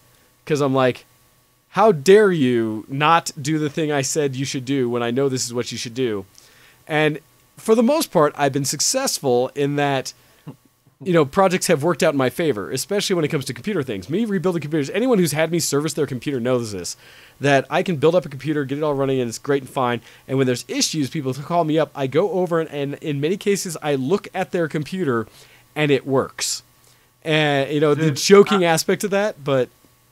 Dude, our boiler broke yesterday. We had no heating in the house. Hey, I've suffered that multiple times. Yes. So what happened was I had this little box on the wall in the cupboard behind me where there's a little orange light that turns on when there's power going to the box, and there's a little switch to turn it on and off. But even when it was on, the orange light was off. So I was like, the fuse is blown. Easy peasy. I went out, bought a new fuse, the exact same kind as the one in there, replaced it, put it back in. I was like, boom, that'll be it. Still broken. I was like, okay, maybe it's the fuse in the main fuse box. I turned that on and off. Still nothing. I tried a third fuse in the normal original one because I thought maybe it was faulty, the one I replaced it with. And then I tried every single possibility of the different switches on and off. Yep. Nothing was working. And I was like, all right, we gotta call this in. This is major. A guy comes in, he flicks a switch, and it turns on. And I was like, you're freaking kidding me. I swear I did that like 20 times. Like, why? And that cost 50 quid. Well, so the challenge of it, right, is I truly believe, I don't know how to express it other than my will, right? I exude a certain will that says, thou shalt, this device will do what I want it to. Yeah. It has some effect on the natural world around me I could probably pull up I could probably pull up a dozen people who have witnessed me do that, where they're struggling with this problem. I boot it up once, look at it, and suddenly it is sorted and everything works correctly. Computers are the same. But the computers are the exact same. Like, I had a student come to my office and had the exact same thing. She was like, oh, I've got this, basically she was trying to use a different type of IDE that software development program that we normally use. Okay. Which was fine. I was like, great, I can help you with that. And she's like, but for some reason it won't load it. I've tried like 16 times and it's not doing it. And she opened up her laptop and she hit open and it was just there. And I was like, all right, that's sorted. It is amazing. Once, you know? It is amazing how many times I've done that. I mean, it's one thing where I know I can diagnose some issues. I'm fairly good when it comes to cars and figuring out what's going on, just feeling it, seeing it, whatever. I'm usually pretty accurate on my diagnosis. Computers are similar. The challenge is because I'm usually accurate with my computer diagnosis that when it doesn't work out, the frustration I feel. Because I'm like, how dare you?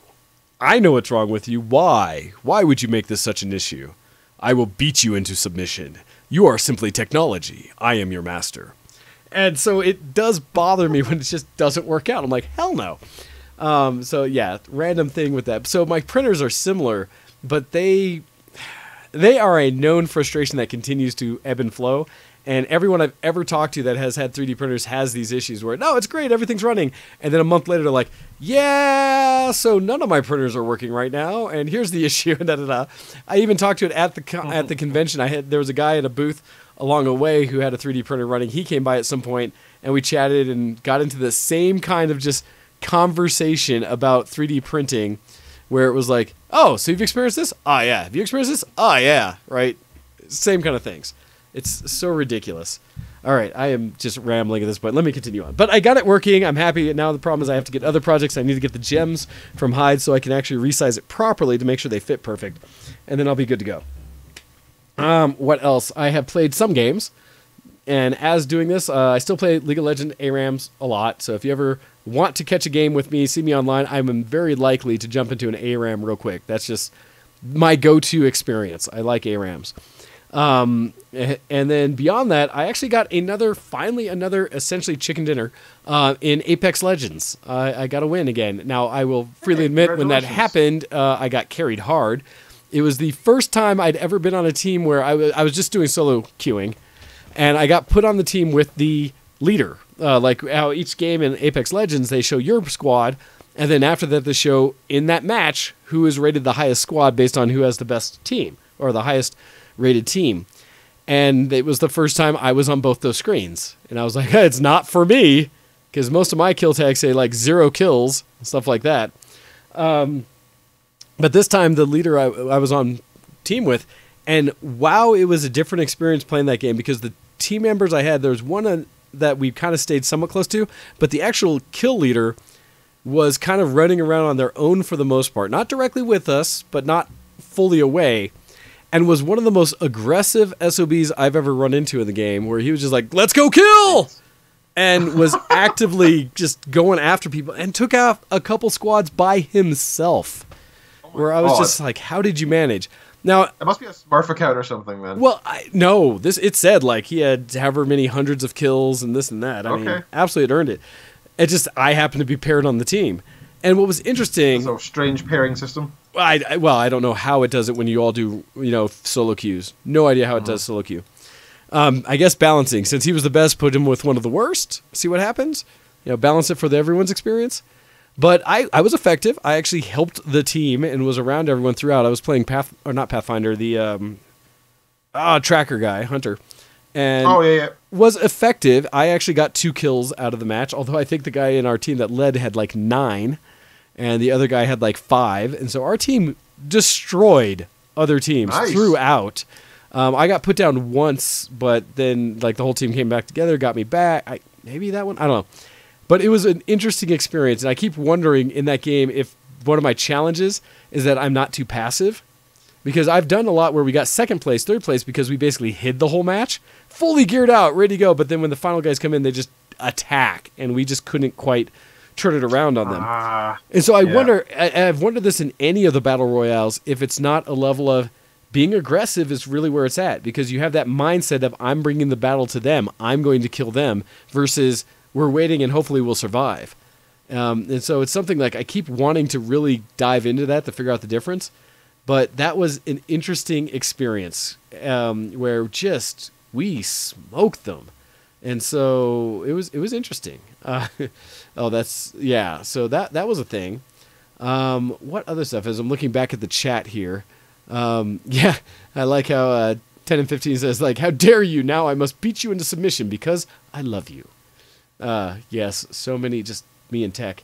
Let's see, what else in there? Apex, I mean, I'm doing what I can, but I'm enjoying the game still. I think the mechanics are wonderful. I think even though it's an EA-sponsored game, it's from Respawn, the people who did Titanfall, and therefore I think it is actually a solid game on its own. Finally, the thing I'll talk about, and then I'll give it back to you, Ken, is both on a good and bad note. Yesterday, I also did a bit of photography. Shot a photo shoot for Circle is Round, which is a group that we have on social media on Facebook that specifically goes into connecting cosplayers with photographers. The whole point being sometimes introducing new photographers to new groups of cosplayers so that in the future you might work together. And so it's just, and it's a neat thing where it's pulling them all together in one day. You have about 4 hours to sit there around a location. Usually my friend who organizes it puts it together around a park. And so they have interesting backgrounds and things like that. And then people bring out costumes. In this case, we had, 5 photographers and we didn't have our full cadre of cosplayers. Some of them didn't make it, but I want to say it was like 15 or 16 cosplayers that we had out there. And you essentially get about 45 minutes with each group and then broken up. I think we're supposed to have 5 groups, ended up with 4 after everything was said and done. And kind of rotate between each photographer, gets them for 45 minutes, then you rotate and kind of go through. And the goal being that we each as photographers provide 4 to 5 or 3 to 5 photos of each cosplayer so that they end up from the shoot getting, somewhere between 15 and like 25 photos back for their costumes. And so lately they've also done it where they donate money. So as photographers, we actually get paid for it, which is cool. I've done 2 or 3 of these where I hadn't. It was just fun to kind of network and do a different kind of shoot. I'd actually invited one of my friends from work who has always done landscape photography and things like that to come do this one because they had never worked with cosplayers. And it's always an interesting group to go with people that know characters or portraying kind of an over-the-top scene that also have very creative outfits that they've done, so are very wanting to have their photos taken or trying to be models in a sense. And so it's a very, I would say, energetic and good cohesive kind of experience. And if ever someone has an opportunity to do something similar, please do. So a friend of mine who hosts these, I have to give a shout out to and condolences because as this was taking place yesterday, first thing in the morning got news that unfortunately their father passed away unexpectedly, that morning. And as far as I know, no reason still, don't know what caused it. They had just had dinner the night before and had been watching movies and such, and then just the next day he had passed away. And so massive condolences set out to my friend who hosts these events. That's really tough. Obviously did not attend because dealing with life and family and everything. Yeah, I think there's a good reason. Yeah. Oh yeah, and we tried to take it upon ourselves as trying to be somewhat professional with the whole photography and cosplay side, both sides of it, stepped up and made sure the event still happened. And I believe it was very successful, and we still did well, good. While trying to let them know that, do what you got to do. We got this. It's just one of those, always horrible. But on top of that, the unfortunate side of feeling like responsible for something where you're organizing a large group of people to come do things. Yeah, we were trying to make them feel comfortable just knowing that we got this. You do good what you for gotta you do. Guys. That was fantastic because, it's already a bit of, you don't want to have unnecessary burden and responsibility on a day like that. No, and I think they're doing as best they can. The whole group has done. In fact, they brought up one of the few, I would say, GoFundMe, Patreon type things that I've ever looked at and said probably one of the more legit than most I see, where I often say those type things are, in my opinion, people crying for money and support versus actually having something worth people supporting. People saying hey, support me, I want something. They put out a thing actually asking for support for the family for the funeral. Actually having to pay costs now, especially when it's the father and breadwinner in the family. I mean, holy cow. How do you do something like that when way before their time? I mean, that is hugely disruptive. So they put out raise money for funding for the funeral. And that's one of the few that I'm actually that's legit. I support that effort. And I feel so bad because their birthday is also in a couple weeks. It's just this whole it's going to be tough. So, as usual, I will provide the support I can, and hopefully they are able to, as I've commented, just manage. I mean, there's no way of saying, like, do good. It's get through, and hopefully in a positive way. So, anyhow, and I apologize that that's kind of the end downer of this, but what I want to talk about the overall experience of the cosplays round is that I had a good time shooting, and I've just finished importing the photos that I took onto into editing software to see how I got it.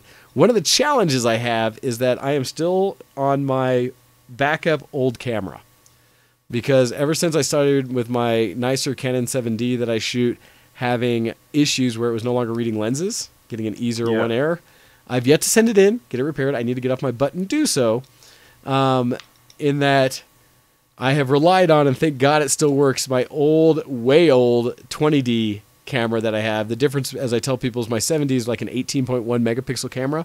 Legit, decent, good SLR. The old one is an 8 megapixel camera. Ooh. Which is less than most people's cell phones. Yeah. Right. Now, I will say that at the same time, God. it is a much larger sensor than anybody's cell phone. And so even though it is old technology that is going way on the range of like 15 plus years old, it still takes solid photos. The white balance is a little warm, but other than that, it's still an SLR. It still takes good field of view and depth and takes the lenses and such. So I believe my photos are looking good. It's funny because I've taken more photos recently on that than I had for a while. And so it's like, all right, cool. You know, it must be quite refreshing and educational to swap back and forth from cameras, though. I mean, it is frustrating as hell. No, it is terrible. I hate it. I hate it so much. Okay, I was trying to give you an upside. I'll put two sides of this, and it's weird because I do have two aspects and two reviews of the camera. The 20D shoots good photos. It really does have some nice, like the kind of soft range of just how the picture comes out looks very flattering in many ways. And so what's weird is that even though the 7D has more than 10 megapixel more, it's like, twice plus the megapixel and density of resolution that the old 20D has, there is something about the feel, I guess, of the 20D shooting that I still appreciate. Like the look of the photo coming out right out of the camera. That the 7D just, to me, doesn't have the same. And it might be just me personally with my specific cameras, because I've seen beautiful photography from a whole range, including the 7Ds. But there's some little difference between. The other side of it, though, is that the upgrade in technology and processing and things like autofocus points and color balance and all the sensors and everything that goes into a newer camera body, I miss that. The 20D is a pig. It is slogging to do it. Like, I can go and have it focus, and it feels like the camera is thinking about taking a photo whenever I go to click the shutter.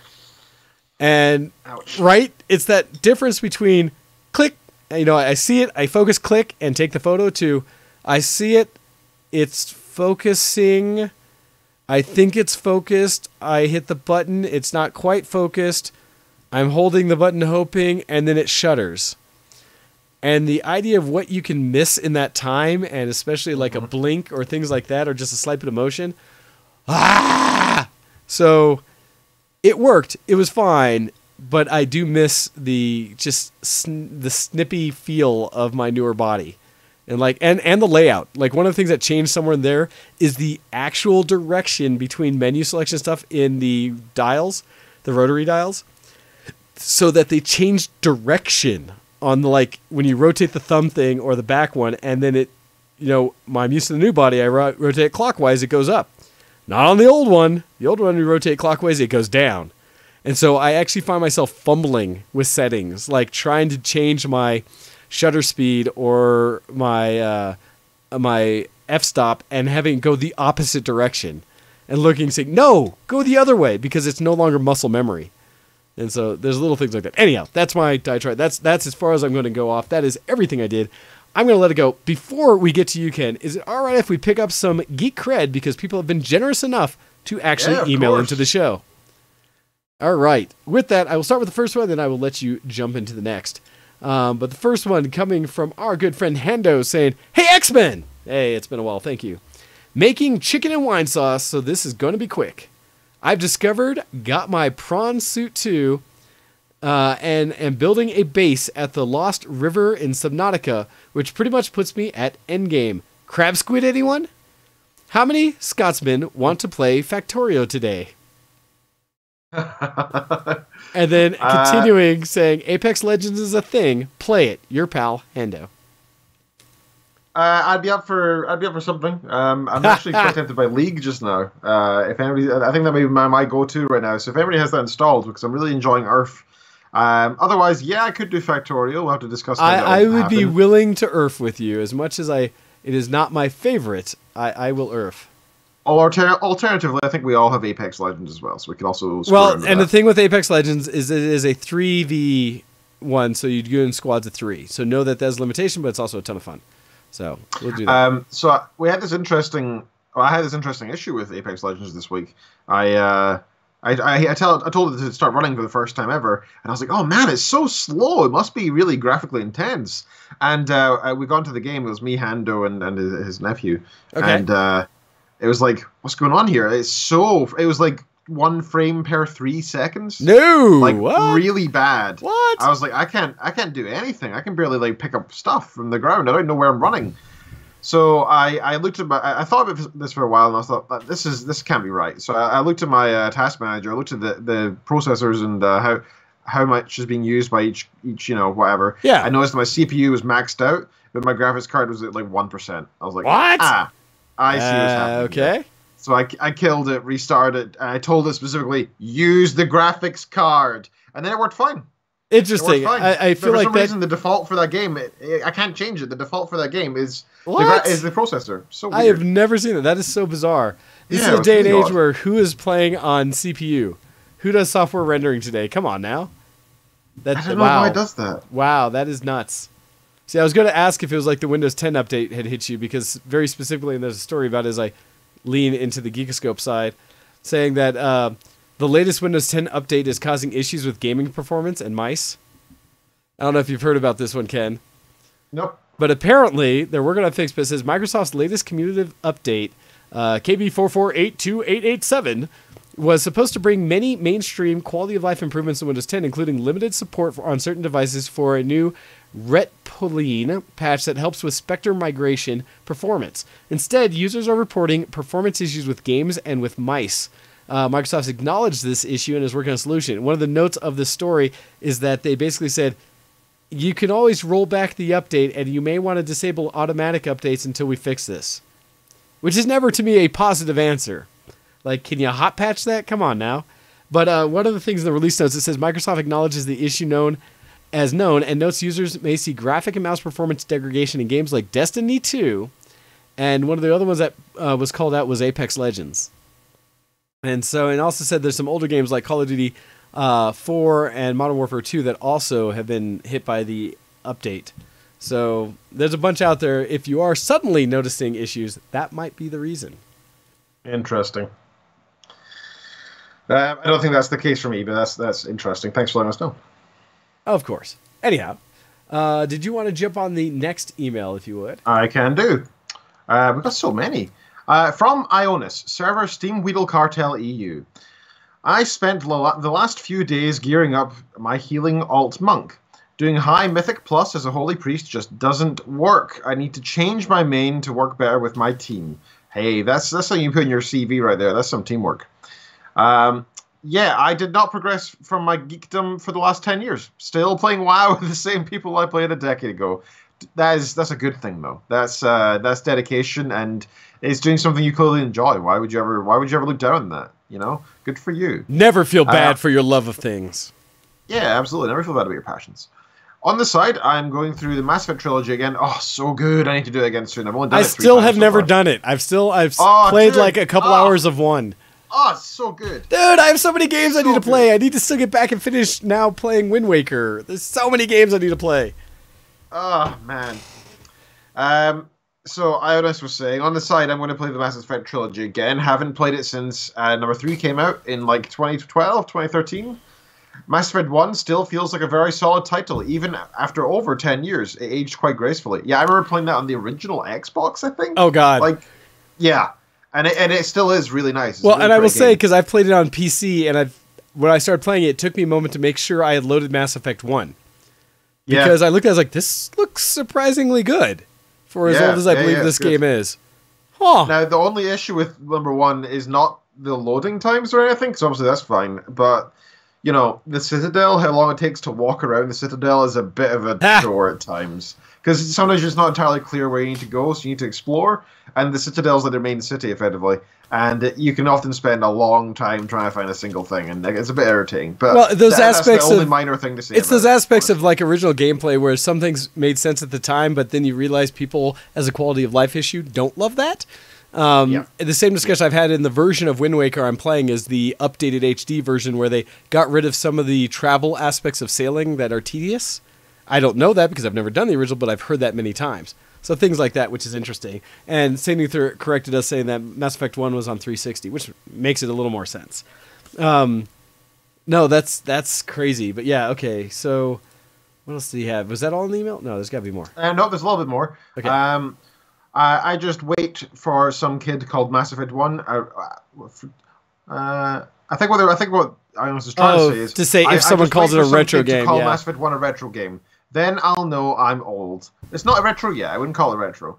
How old must the game be to be called retro anyway? That's a really good question. I think. I mean, that's hard to say. I would almost argue generally speaking, I'd say it depends when you have to be somebody's childhood. Well, and I played that in my teen years. Well, so the problem is somebody who's like 14 right now who played it when they were like 5. Well, right? Is it when a console that it originally came out with is no longer supported? Well, then it's definitely retro. So are so many games. Well, but that's what I'm saying, because while we, as being older, myself in particular in this conversation, you know, I will admit the NES, the SNES, like everything up to probably what the N64 and GameCube are no question retro. The PlayStation 1, PlayStation 2, the Xbox One, the Xbox 360 is on that cusp of maybe not retro yet, but old. With the Xbox One, I would say is retro. The PlayStation 1, and I would say 2 is retro. So what, like 2 generations past? Now, but the challenge is it doesn't fit for PC gaming. Because PC never ends, right? We can always... Unless you say it's made for like Windows XP or whatever. Well, then in that case, Windows 7 stuff would technically be retro. Well, so that's the question. Does it play natively now, or do you need something? Because admittedly, anything that you require DOSBox to play probably should be considered retro. And I had just watched a video from Linus Tech Tips where they played... He got hold of an original laptop from the era. It didn't say the exact date, but the OS on it was Windows 95. And was showing that because I actually did like the boot sound for it. And even Linus was like, oh my God, I haven't heard that forever. And when I heard it, I was like, yep, there's some nostalgia. And they played like Anno 1660 or something, like one of the original old Anno games that still worked for it. And it was just like, holy cow, that I would consider retro when it comes to PC gaming. That's a good question. No, and so that's the thing. Like what you're saying, Kuro, is with like the PS3 and 360 are hard to say retro because they're only a generation oldish. And so I agree. I wouldn't call them retro, just old. But Copy, you say the GameCube's 2001, but that's 18 years ago. We have an entire kids who were born and raised when that had already existed. Is it retro? Is it just old? I don't know. That's tough. You know, and the challenge with like Nintendo, because I would say that the Wii is not retro, but maybe everything prior to the Wii is getting close. Yeah, and that I think that's the designation. Retro versus it's old versus whatever, right? Current. Or last generation versus current. Like, how many categories are there for that discussion? Yeah, that's true. That's true. I suppose it depends on each person's individual... it's not fair. You can't do it that... I think it really has to be a nostalgic thing, right? I think it has to become nostalgic for it to be seen retro. I think that's the key element. Well, it's funny because even when, and actually Roxy and her family, her husband and I were having a lot of those moments because I had mentioned, like, I have boxes on my desk here. I have, in fact, here's retro for you guys, or is it maybe just old? You tell me. As I reach up to a box, and Copy has all of these, so, you know, maybe this isn't accurate, but... When I bring up a box set that I have, for anybody watching, that is the World of Warcraft battle chest that has Warcraft, Burning Crusade. Awesome. Let's see, it has World of Warcraft and Burning Crusade. That's it. And it has strategy guides for each. So this is only through Burning Crusade. That's awesome. So what category does this fit into, since that game is old, but continuing? And it feels, this is heavy. But yeah, so it's funny because it has things in here from GameSpy, Game of the Year 2004, and things like that, right? So is it just old? I don't know. Again, I think it depends on personal definition. I suppose WoW is getting to it's 2005-ish it came out, right? So it must be getting to the time where it can be called retro. It must be. Well, it's got to be older than that if those reviews were 2004. And so, like, the other one I have here, now this one I would say is retro personally, but who remembers this game that I have the full box for? It's massive. Syndicate. Syndicate, which, as I open it, right, okay, everyone down the Wayback Machine. You got OMG yes from St. Uther. Well, I opened the massive, like, box, and in it, it's a book, a little install guide, and my 3.5-inch floppies, all 5 of them, to install it for this massive box for what was fitting on the shelf. All the rest of this is just cardboard, which is ridiculous. But I would have to argue for a PC perspective, I say this is retro. One, it's on 3.5-inch, which good luck with that today. Even on Linus Tech, they had to install a game through a CD, and so they had to burn a CD. You know, they're talking about back when you had to move mass amounts of data, all 640 megabytes of data on a CD. You know, I remember. God, I remember these things. Dusty as heck. I teach my students with this, and they often each year less and less hands go up as to, do you know what the save icon really is? Oh God, the actual shape is like, wow, look at that cool 3D printed save icon. What's that? You know. Yep, that's pretty much what they'd say. Yeah. my coaster that is a silicon 3.5-inch floppy. No, it's so bad. God, we're old. Anyhow, maybe I don't want to continue this discussion. It's memory lane, and also, oh God, we're old. I've had a lot of this recently. One of the discussions came up at work where one of the youngest on our team is, I think, 24 years old. And thankfully, I'm not as bad with him yet, but because I work in an environment where there's also military around, we do get some of those young 18 to 20-year-olds in there. And the fact that I can now say I have worked in the building that I work in longer than some of these kids have been alive. Oh my God. I'm old! Crazy. I am crusty terrifying. old. Yes, I have those discussions where it was one thing where I'd be like, okay, I graduated high school then, but then the discussion went to, I got out of the Navy then. You know, I was getting out of the Navy when you were born. Yeah. Well, and it's funny, so Kuros, you're saying that, I think I'd mentioned it when I brought back stuff from my parents, and you weren't up your last Game Fest, but I have my old Apple II Plus and IBM 88 now sitting in my basement next to each other, ready for me to try to get them running. And in their drive discs, they each had discs in them. And in the original Apple, which has 5 1/4 floppy drives, I have Ultima 4 in that in it. That may be worth money now. I have Ultima 4 in the drive, and then yes, thank Grandpa Hando. We know how this goes. And then in the drive for the IBM, it has DOS 3.1. And so, I'm old. Look at my retro shirt as I live through the times. Okay, I need to stop. I've usurped the entire show for this nonsense. Let's finish the emails at minimum, Ken. Would you continue? Yes. So to finish that last email, we've got a little bit left of it.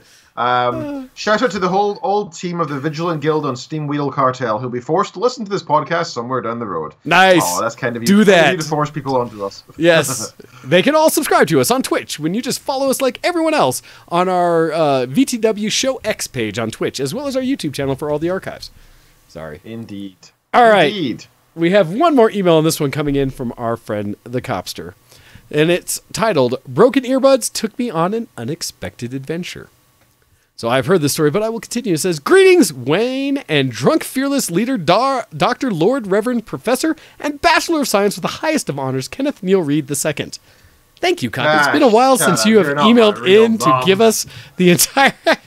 So thank you for that. And actually, a big shout out live to St. Uther for hosting us. We appreciate that. It says, I was walking home from work on Thursday listening to music on my phone to drown out the sounds of traffic. Something didn't feel quite right.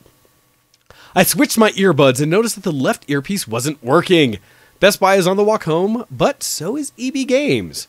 I decided to stop by EB Games and say hello to Uncle Pete, my former boss. Yes, Copy had spent many a year working at the EB Games. We got chatting and he asked me if I was still going to Anime North like I do every year. The girl behind the counter immediately perked up upon hearing my answer. She was working the day of the hotel bookings and her coworker failed to secure a room at one of the, quote, Big Four. She did the next best thing and picked up a booking at the Marriott to save some money instead since they'd have a shuttle anyways.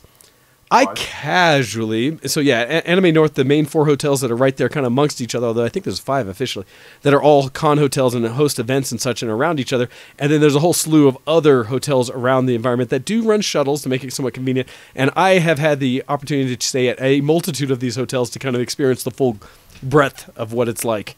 So continuing, it says, I casually mentioned that what happened last year with the overflow of guests and my grabbing 2 rooms to prevent it from happening again. Now everyone has canceled, but I've been sitting on this vacant room just in case the fates throw friends down my path once more.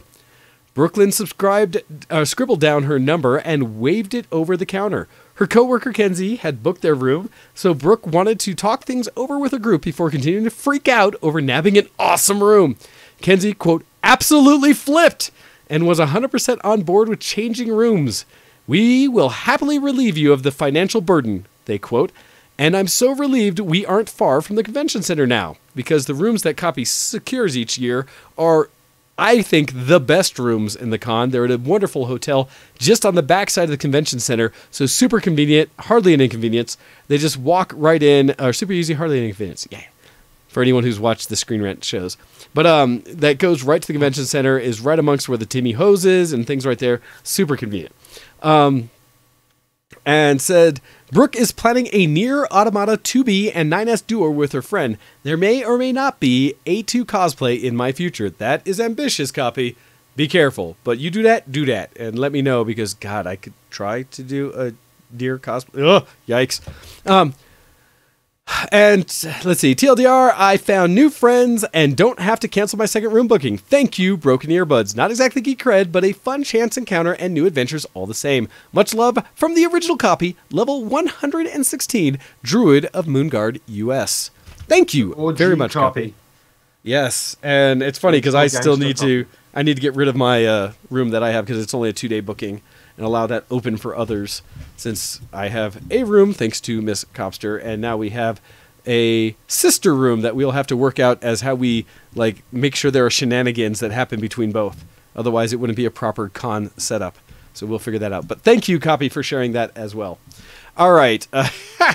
Thank you. As we've gotten through the Geek Credit emails, I think that's all I had to talk about on my end. The only other thing I was going to say is that Star Trek Discovery, I watched the first season, have been enjoying. As much as people say it was slow, I actually quite enjoyed it. I thought it was well done. But I've got hold of that, and I'm also planning to next watch the Orville, because as Copy has put it, Star Trek, but my version with hookers and gambling, I believe is how she said it. With blackjack and hookers. Blackjack and hookers, yes. The Orville is just Star Trek with blackjack and hookers, so I need to watch that next. All right, Ken, the time we have left, anything you have to say, but if not, share what geek cred you have. Yeah, a couple things I want to talk about in general, as well as some geek cred stuff. So, first of all, there's this fantastic new. It's not really geeky, but it's something that I care deeply about, and I would like to talk about. There's a new trend going around Facebook, Twitter, Reddit, elsewhere, called #TrashTag. What? This I do not know. #TrashTag. Okay. So like this in the chat, #TrashTag. Like that. And what does this represent for us, Ken? Because I have not heard of this trend. There's an example in the chat as well from Reddit. Basically, the purpose is in exchange for internet likes and to make people like upvote you or share you or retweet you or whatever. You basically a bunch of people get together and they clean something. Like they'll clean like a beach or a forest or whatever. Okay, I can get on board with this. Yeah, it's like. Let's use social engineering. Let's use social media to basically guilt people into also wanting to clean things. I mean, yes, positively enforce the idea that people can all do good things for the world. Yeah. So in that one there's about 500 volunteers who cleaned up about 5 million kilograms of trash in 96 weeks, which is insane. So that's amazing, right? How cool is that? How good is that for the environment? And that means all that trash won't go into the ocean and kill lots of fishies. It also means that there's probably more tourism. It can bring more money into the area. And there's so many other benefits, right? And I think it's great. I've also seen a lot of trends of people doing this sort of thing when they go out running or walking their dogs and stuff. They'll bring a trash bag with them, and they'll just pick up trash along the way. Well, and I will totally tell you that when we went and did our photo shoot at the park, I multiple times commented that I wish I'd brought some sturdy gloves and a trash bag, because the park we shot at was gorgeous and was littered to death with like broken glass bottles and just things where people didn't wear. And admittedly, where we shot was an area of town where I'm not overly surprised, but the actual park, and Colorado is thick with parks. We spent a lot of money on it. It was just so poorly, like, I don't know why people felt the need to trash the area they obviously were hanging out in. It was so annoying. So I am a big fan of this kind of concept. It's like, how hard is it for people to, and it sucks that you have to pick up for others, but how cool is it to take a moment when you're going to be out somewhere anyways to do something wonderful for the environment? That's super cool. Absolutely. And, you can do it for internet likes if that's your thing, right? Or more importantly, right? Yes, it's great for one's ego. It makes you feel good, etc. That is the nice factor. Don't get me wrong. Who doesn't enjoy that? But it also might encourage others to do it. Like we are encouraged us to talk about, right? So next time you go out for a walk, bring a tiny little like shopping plastic bag you normally use for your shopping anyway. Take it with you, pick up the odd bit of trash, and it'll make your neighborhood a little bit nicer. It'll help the environment. And you know what?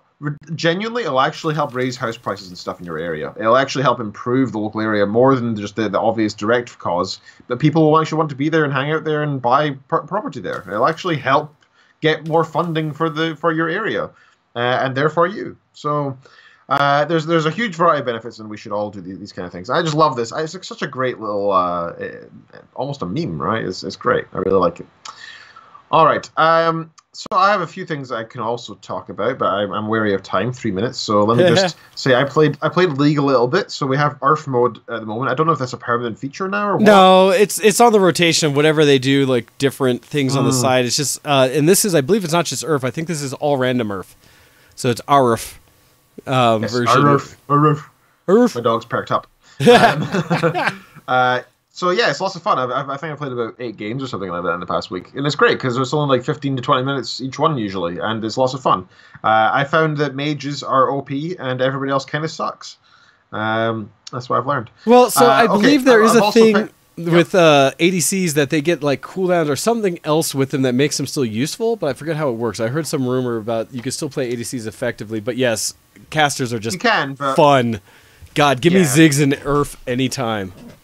Yeah, I'm not so good with Ziggs actually, but I had Katarina today actually, and I was kicking ass. It was just ultimate teleport, ultimate. It was ridiculous. Nice.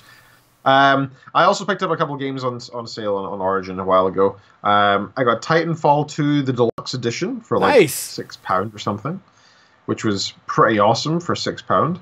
I got Star Wars Battlefront 2.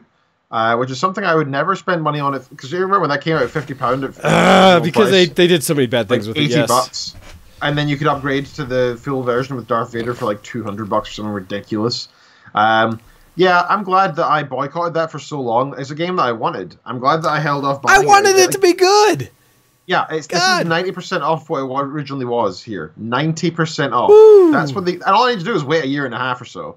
Because I knew it would bomb due to the fact that there was loot boxes and the Darth Vader crap, right? They screwed up, and that's what they get. They get a very small return instead of a very big return. So that's the price I'd be happy to pay for it. Yeah. I've not played it yet, but I've got it installed. I also got Dead Space 2 because it was like £1 or something, £1.50. So well, those games are supposed to be great.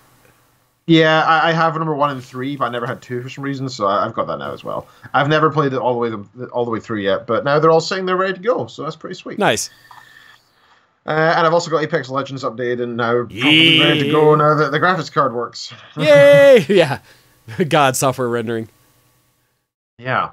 And that's everything. So thank you, everybody, for listening to the show. Yay! And thank you for letting us get through our catch-up on what we've been doing, knowing that as we have coming up in the future here, it's going to be a primarily Ken show. And so feel free to recommend topics and things for Ken to talk about. And I highly recommend, if you are feeling so apt as to maybe jump on air with, that maybe you can email the show and let us know your availability, and Ken can have additional partners, because it's always fun to bring others into the discussion between us. I think you guys enjoyed it when I had our discussion about Kingdom Hearts 3 with our guests that we had on. I think everybody seems to really like when we have guests, and so feel free to do as such. Would love to have you guys, not just an email, although a big thank you and shout out to you guys for running in emails. Oh, yeah, it's really been a little while appreciate since we've had awesome, the content very Geek Cred, and we really appreciate it. But so thank you for all of that. With that, though, I will let Ken run us out for today's content, and I believe we will jump into Discord afterwards. I'm not sure what may or may not be gaming, but we should be in there at least for a bit to catch up if you want to give us some after-show thoughts. So please do that. But all right, Ken, off to the races. All right, you have been listening to ShowX live on Twitch, YouTube, on VTW Productions, or on Alpha Geek Radio, all over the place, or maybe not live, and that's okay too. Check us out all these different places, including facebook.com/VTW.showX, or just search for ShowX and you'll find us as well. That's where we post all of our memes, and as well as the stuff about the show saying we're going live or whatever else. If you just want pure stuff to do with the show, well, that's what we use our Twitter for. Twitter.com/VTWShowX. If you want to support the show in various different ways, you can actually take part in the show and communicate with us through email by sending us into an email at showx@VTWProductions.com. You can also support us monetarily, financially, fiscally, if you so do please. Patreon.com/showx. All the money that is in there goes towards the show in some form or another. That does not include alcohol, for good or for ill. Yeah, nah, we do that for ourselves. It's for software and hardware and such like that, yes. We pay for the booze all by ourselves. Yeah, we pay for the network, and we pay for upgrades when necessary, like Ken's new mic, the Stream Deck, things like that. Yeah. Any money we collect from you goes directly back into the show. And Absolutely. even then, showing Roxy, like, the setup in here, she and her family looking at, like, oh man, you actually do invest in the show. Like lights and foam to count out noise, and a good mixer, although we do want to upgrade the mixer eventually based on Hando's recommendations. So as that continues to come in, it will be put directly back into the show. Absolutely. And lastly, we've got 10 subscribers on our ShowX subreddit, and it's actually a great place to replace the forums, because every single show is, once it's posted on YouTube, with 10-15 minutes after we're done, it gets auto-posted to the Reddit from my account. So they're all sitting there. Every single YouTube show we've ever done gets auto-posted to the subreddit, and you can comment on that and talk about it and stuff. We would love to hear your discussions. If you don't want to email into the show with your responses so that we can respond live, we can have some heated and wonderful discussions in the Reddit for everyone to participate in. And that's reddit.com/r/showx. All right. So thank you very much for having me on the show, sir. It's been good fun. Of course. It is always a good time. So, no, thank you for joining. And for everybody out there, thank you for tuning in and listening. Thank you for sharing those for everyone else out there so you can have an opportunity to win what little bits of digital content we have to provide out there. But we appreciate you tuning in every week. And if you'd like to participate in the show, please email it in and let us know what you'd like us to talk about. As well as, like I said, if you'd like to participate in any of the future shows. With that, I unfortunately will be out for several weeks here as I try to do lots of things. I will always try to participate when I can, so we'll see. But that's all right, because Ken will be here to lead you down the path of geekdom. So with that, you've been listening to ShowX on VTWProductions.com, and we are out of here. Thank you, everybody. Have a good week. Goodbye. See you next zombie.